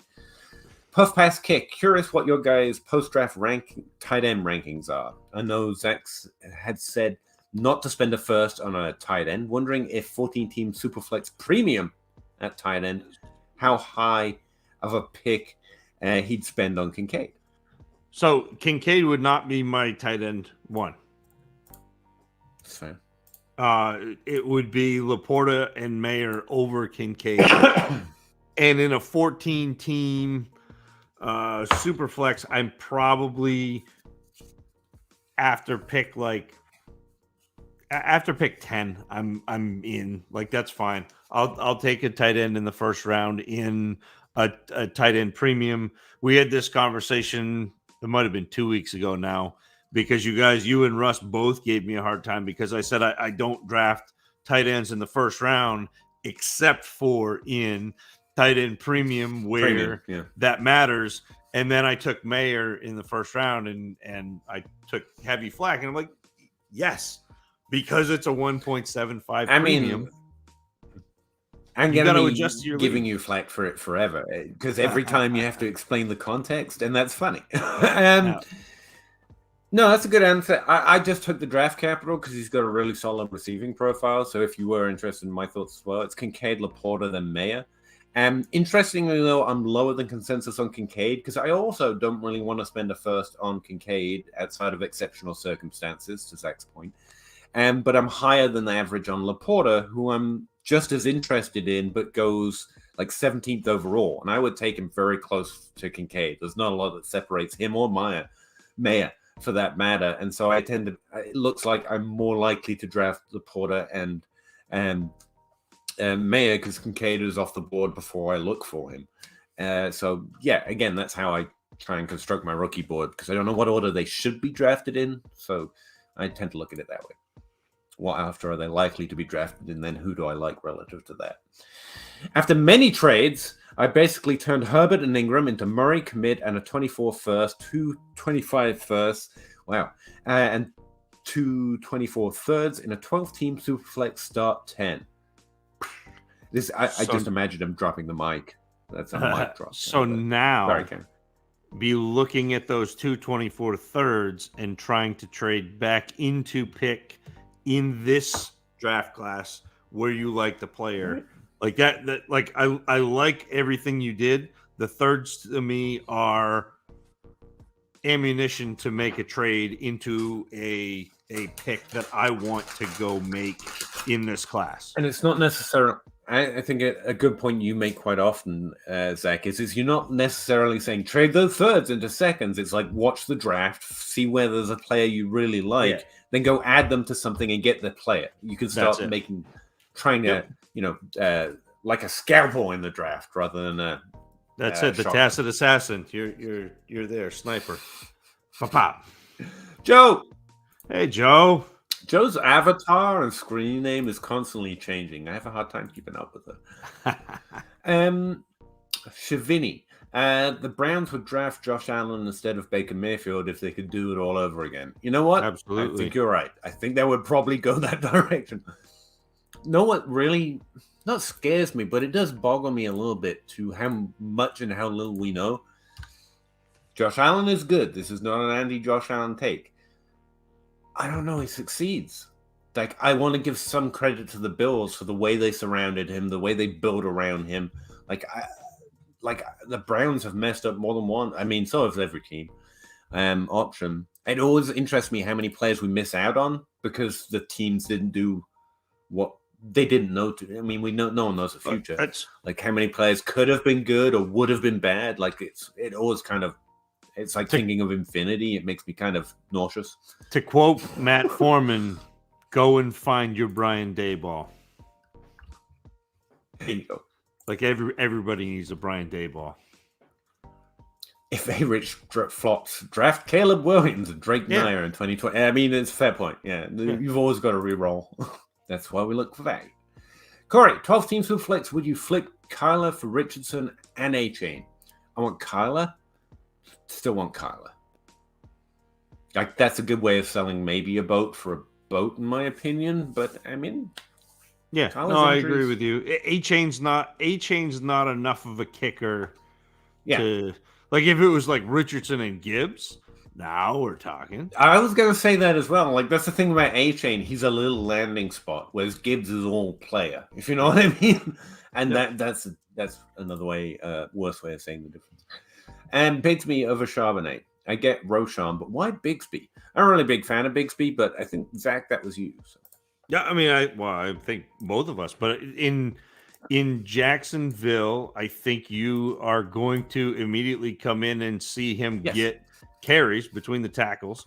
I think they're trying to make ETN more efficient with that. Like that to me is what that pick is. That to me is, okay, we can't run ETN between the tackles because he's a really good space back. And if we can use him in space and we add a guy who can play between the tackles, we're better off. And then if something happens to ETN, all of a sudden Tank Bigsby is a 3-down back with a bullet, as opposed to Charbonnet is, what are you doing with him to start? And then you're, So I don't default to value because you shouldn't let me do that when you're talking about my actual rankings. Like he's cheaper, that's why I like him more than why ranking that high.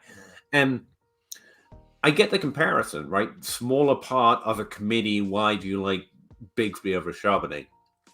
I think Bigsby is more likely to be the exciting part of that committee. I don't think ETN is everyone you think he is.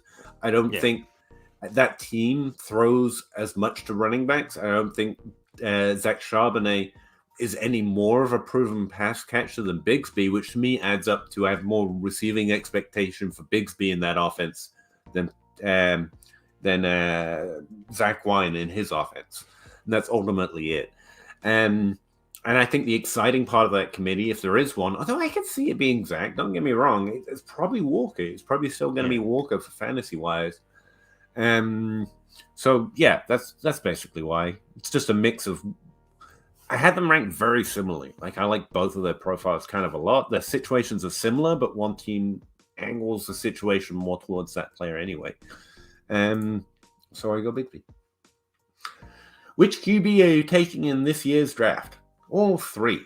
The order I've got ranked, which is different sometimes than the order I draft them in, is Stroud, Young, Richardson, just because of a very, very bad basic model that I created just to give myself some sort of order.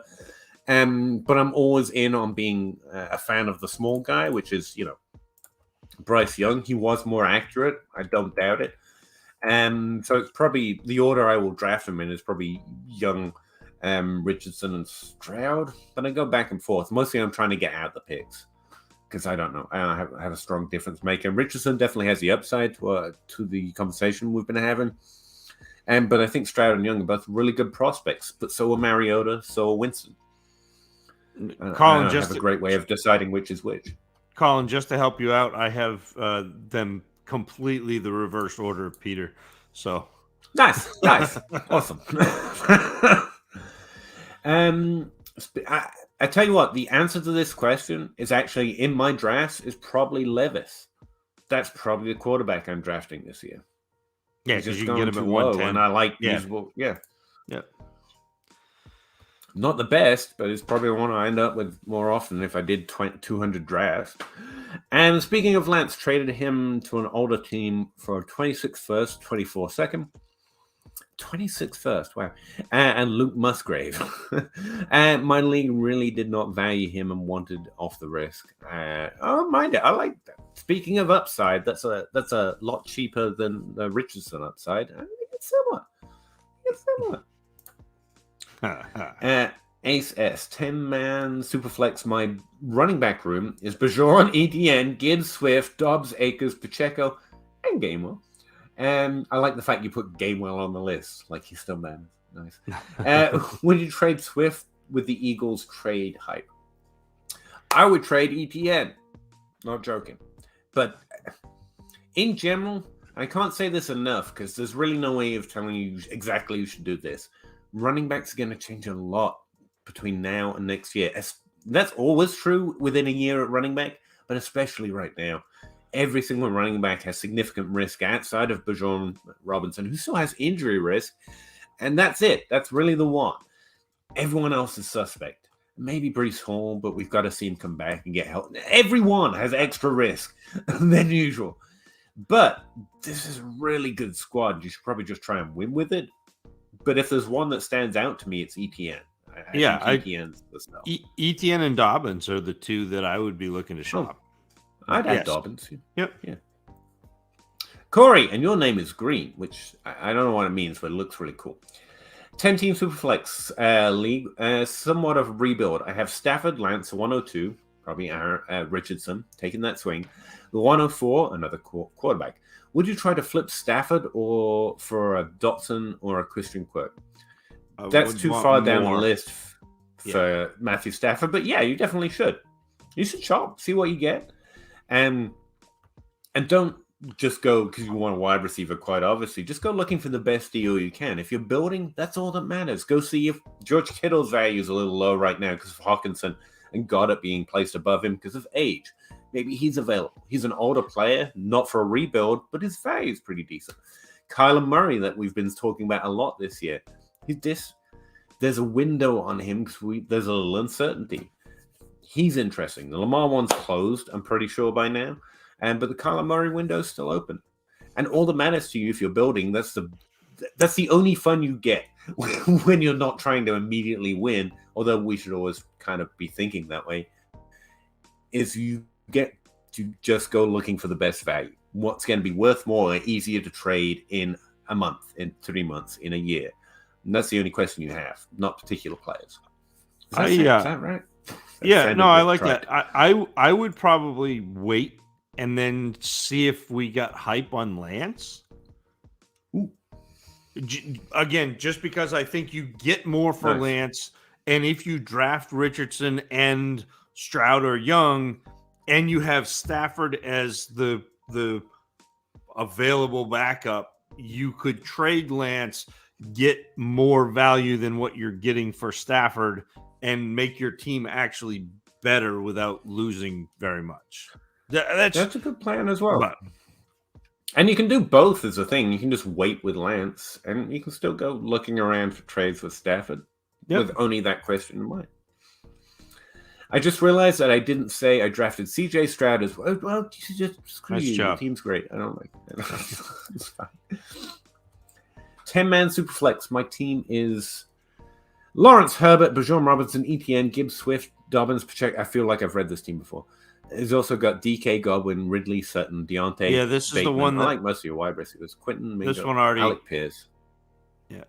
Ingram. Thoughts?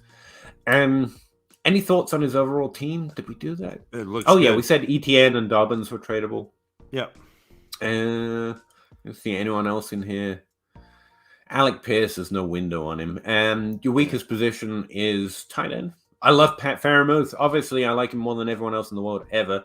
But, I mean, we have a big three, and he's not in it yet. So that's maybe the only other area. Like, if you're looking for things to improve with, you're taking ETN. Go see what the Travis Kelce owner thinks, what the Mark Andrews owner thinks. Try to get a full value trade there, and you're improving your position at the same time. Seeing as the thought I got. Yep. I mean, keep Muth, obviously. But, yeah, still. John, with Kelmore as the OC on the Chargers, could we see Herbert throw 700 passes this year? Quentin Johnson might get more targets than we're working about. I think the players on the team matter more to not that the offensive coordinator doesn't matter. And Herbert throws a plenty. Quentin Johnson has an open road in front of him. And this isn't just hyping Quentin Johnson. Set expectations. If he doesn't do well this year, that is a Quentin Johnson thing. So I do think that they could throw 700 plus passes this year, based on the fact that Justin Herbert threw 699 passes. I was just going to look that up. I'm pretty sure it's close. I was like, wait. Doesn't he normally throw for that? Yeah. So, I mean, like, it's fine. That's like, about what he throws for. So, and again, he was that's great last year. This is back to when people thought he was bad. But that's why Quentin Johnston is the 108 for in a Superflex, like, for at least for me, like, and he should. And to my little rant there about Quentin Johnson, I'm expecting him to do well, but I won't make excuses for him not earning some of those tasty Herbert targets. I still think. I mean, if I can give up David Bell, you. I still think Addison sees the most targets though out of any rookie wide receivers. I believe it. I love Addison. Yeah, always believe he can do better. Tank I hear a lot of people say Detroit didn't. Oh no, you skipped one. How high are you taking Tank Dell? Sorry. That's you. And Hutchinson. That's for me. Hutchinson right now is a deep pick, I think. Yeah, he's going in the Xavier Hutchinson's going in the fourth round or so. Yeah. So I would take him anywhere in the fourth if you like his profile. And I liked it pretty well. It's pretty decent. Yeah. Tank Dell, obviously, I'm too high on because he's small and his name is Tank, and he was actually really productive. I have him ranked 23rd overall, late second. Yeah, and I got him early third, so fairly close to ADP. Yeah. So we're not very ADP, but DLF rank. We're not very far off. I got him early third. Awesome. I'm glad to hear you are a part of the two tank strategy. Puff pass kick. I hear a lot of people say Detroit didn't really use Hawkinson when they had him, so they were down on Laporta. But this doesn't seem to be the case with you two. No, because that case is bullshit. I'm sorry to swear. I don't know if we're allowed to swear on the stream. That doesn't make sense. That's just anti the facts of the things that happened.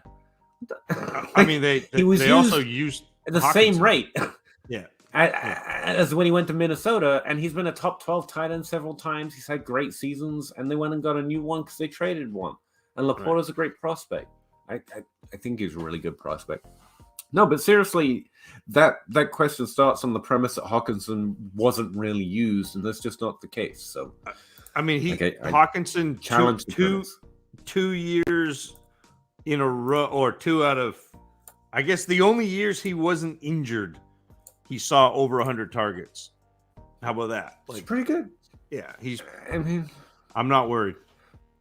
This is me. His target rate remains stable in Minnesota. He's going to do pretty much the same thing in Minnesota, right? He's in Minnesota. Now I'm all scared about where players are because I got one wrong. No, that's Addison's in Minnesota. No, just kidding. God damn it. Bobby Ham 87. 12-team half-point PPR starting a massive rebuild. He has the 104, the 110, 112. You're off to a good start. And the 24 first. But I don't have my own 25 first anymore. Well, you have a goal. No, don't move the 104 for 25 first. No. That's not an even trade. You can make a trade to get that back. That's a solid rebuild move, but do it at value. And picks from future years are worth less than picks from this year, especially when we're talking about a top 4 class, especially when we have the draft and we know that's literally the premium of this draft class. Next year, it might be the top 3 picks. Rarely, but sometimes it's just the top 3 that are premium, let alone in 2025. I take Addison, but is he better than the top 2 pick in 25? So I'm assuming I would hope that your pick's not top 2 by then. That's number 1. And I'm assuming that this is a 1 quarterback league. Yeah, it's got to be. Yeah. 12-team half-point PPR should be. Well, I mean, if you're taking Addison at 104, it's probably a 1 quarterback. Yeah. I would rather Addison over a 25 first. It's a simple answer here. But you can go get that first if they're willing to add literally the worth of the 104 on top of it. The 25 first is like the chaser for that trade for me. Yeah. As a follow-up, which young vets would you target in a trade for the 104? If I pull up anything, it's going to crash my stream again. I'm writing a value article right now of targets. I recommend checking that out, and I hate to do that to you. I also post it on Patreon and talk about it on Twitter a lot. But it's where I look for players that are working at a value according to DLF rankers, and then I give my own 2 cents. I'm trying to remember who I found at wide receiver. It was a little while ago. I'm going to have to redo it all now that the drafts happen and ADP is going to shift. Wide receiver who showed up. I think it was Jalen Waddle. He's a proven young wide receiver I found a little undervalued relative to DLF ADP and DLF ranks. Deebo Samuel is really interesting. He's not young, and if he can stay healthy, he's proven. AJ Brown, again, he's older than 24. If you don't like that, you won't like him, and you definitely shouldn't. The problem I run into is the players you're probably able to get with the 104 are players like Christian Watson and Treylon Burks and George Pickens, and I would rather have Addison over all 3 of those players. Yeah, the top 3 are like Deebo Samuel, AJ Brown, and then Treylon Burks, so you're not talking proven. Then George Pickens, DK Metcalf, and Amon-Ra St. Brown. So you've got a mix of not quite young and not quite proven yet. But those are the ones that I'm most likely to send offers on right now. I have to update that for the draft tonight. I think I have to write that article for tomorrow. Ooh, fun. Ace S, on my taxi squad, I have A.T. Perry, Musgrave, Xavier Hutchinson, Dwayne McBride, and Ticker Craft. Nice. I forgot to say I have Jameson Williams and Dubs. That's a nice taxi squad. It's pretty good as far as taxi squads go. Yeah, you're hoping like 1.5 of them hit. Yeah. Like, 1 would be great, to be honest. Yeah. On a taxi squad, yeah. Yep. G16, weird question. We welcome them. Are you moving on from quarterbacks like Huntley, Zappi, Brissett in a 10-team Superflex where QBs aren't as scarce as a 12-team league possibly trade them to the team with a starter for a third. I mean, it's always an option, and you're right about the availability is or the value is affected by the size of the league. I think Zappy, is that how you say it? I think he's a different proposition than all these other guys. Brissett may start, to be fair, but Zappy, I think, would have a bigger value window if the Mac Jones can't get along with Bill Belichick kind of rumors are true. And Zappy had a really interesting profile. Like Sam Howell, I wouldn't bet big on it, but he did more than you'd think, given where we have him in Dynasty. So I think he's a little interesting. But yeah, always be looking for value. Otherwise, in a Superflex, you just roster quarterbacks in a similar way to roster running backs. They're just good things to have on the bench as opposed to depth or sleepers. And that's the thing is if there's an injury, all of a sudden you have a starter, or you have the ability to trade them to somebody who lost their starter for more. So, yeah. You just wait for those windows, I think, mostly. But you can always be shopping for trades, to be fair. If nothing else, you might be developing relationships, opening up lines of communication, or just not being bored in your league, because that happens to me a lot. Shoko, if you want to re-roll the 108 into a 24 first, what would you look as an ad if you were kicking the can? What would you send out in terms of trade offers? If I have the 108 and I'm saying it to other people, I'm asking for like a mid-second and a 24 first, which is probably too much. But see what else I have on the roster they might be despondent about that's around that value is another way of going. But that's basically, I want to trade back and get something later in this draft and a future first instead. That's kind of my first thought. Outside of that, if you want to take slot shots, which is always a bad idea in Dynasty, but I do have some quote-unquote sleepers I like. The 108 is actually a really interesting pick this year. It goes for a decent level of player, but I'm going to go look at what the Rashad Bateman team owner has, and if I could add him to a trade and get a future draft capital. And the list of wide receivers are just listed as well. Or see if I can improve a position. As someone else mentioned, what's wrong with my team? Or what thoughts you have on your team. I look at the tight end. Is there any way I can improve these onesie positions in this format? And see if that 108 can do that for me and maybe get me some future draft capital as well. So that's kind of I go looking for my rosters of my league mates. And I don't think you're too high. I don't think you're asking for too much for a mid-second on top of a 24 first. Like if I can get into that Roshan Johnson, Kendra Miller, Tank Bigsby, Charbonnet, that area, I'm gonna be okay giving up Quentin Johnston. If I can't, I'll probably I'll probably just draft Quentin Johnston and be happy. Be pretty happy on it. Yeah. Thoughts on Jelani Woods? No thoughts on Jelani Woods. He's more combine than mitts, or however I said it last year. Like he's the one who tested well at the combine, so got some draft capital, but he wasn't a particularly high level receiver in college, so I wasn't interested, and I'm still there. Will there be a value window? Yeah, he's athletic. He got draft capital. He's on a decent team. He could do stuff, and then you get a micro market window. So you're just holding if you already roster him, but I'm definitely not going out and trying to add him as a rule. Bobby Ham 87. How would you take Anthony Richardson in a 1 QB league? That's an interesting question. He's considering him at the 110. I think the back end of the first round is an interesting place to take a shot on that upside at quarterback at that onesie position. Yep. So I think you're in about the right range. Yeah. And then Bobby also says that all he has is Purdy, which means that I may be trying to trade back into the early second and take one of the other quarterbacks just to have try and get a young. Too. Yeah. That's a good point there. Shaka also says, thank you. Not a problem, man. Just thoughts.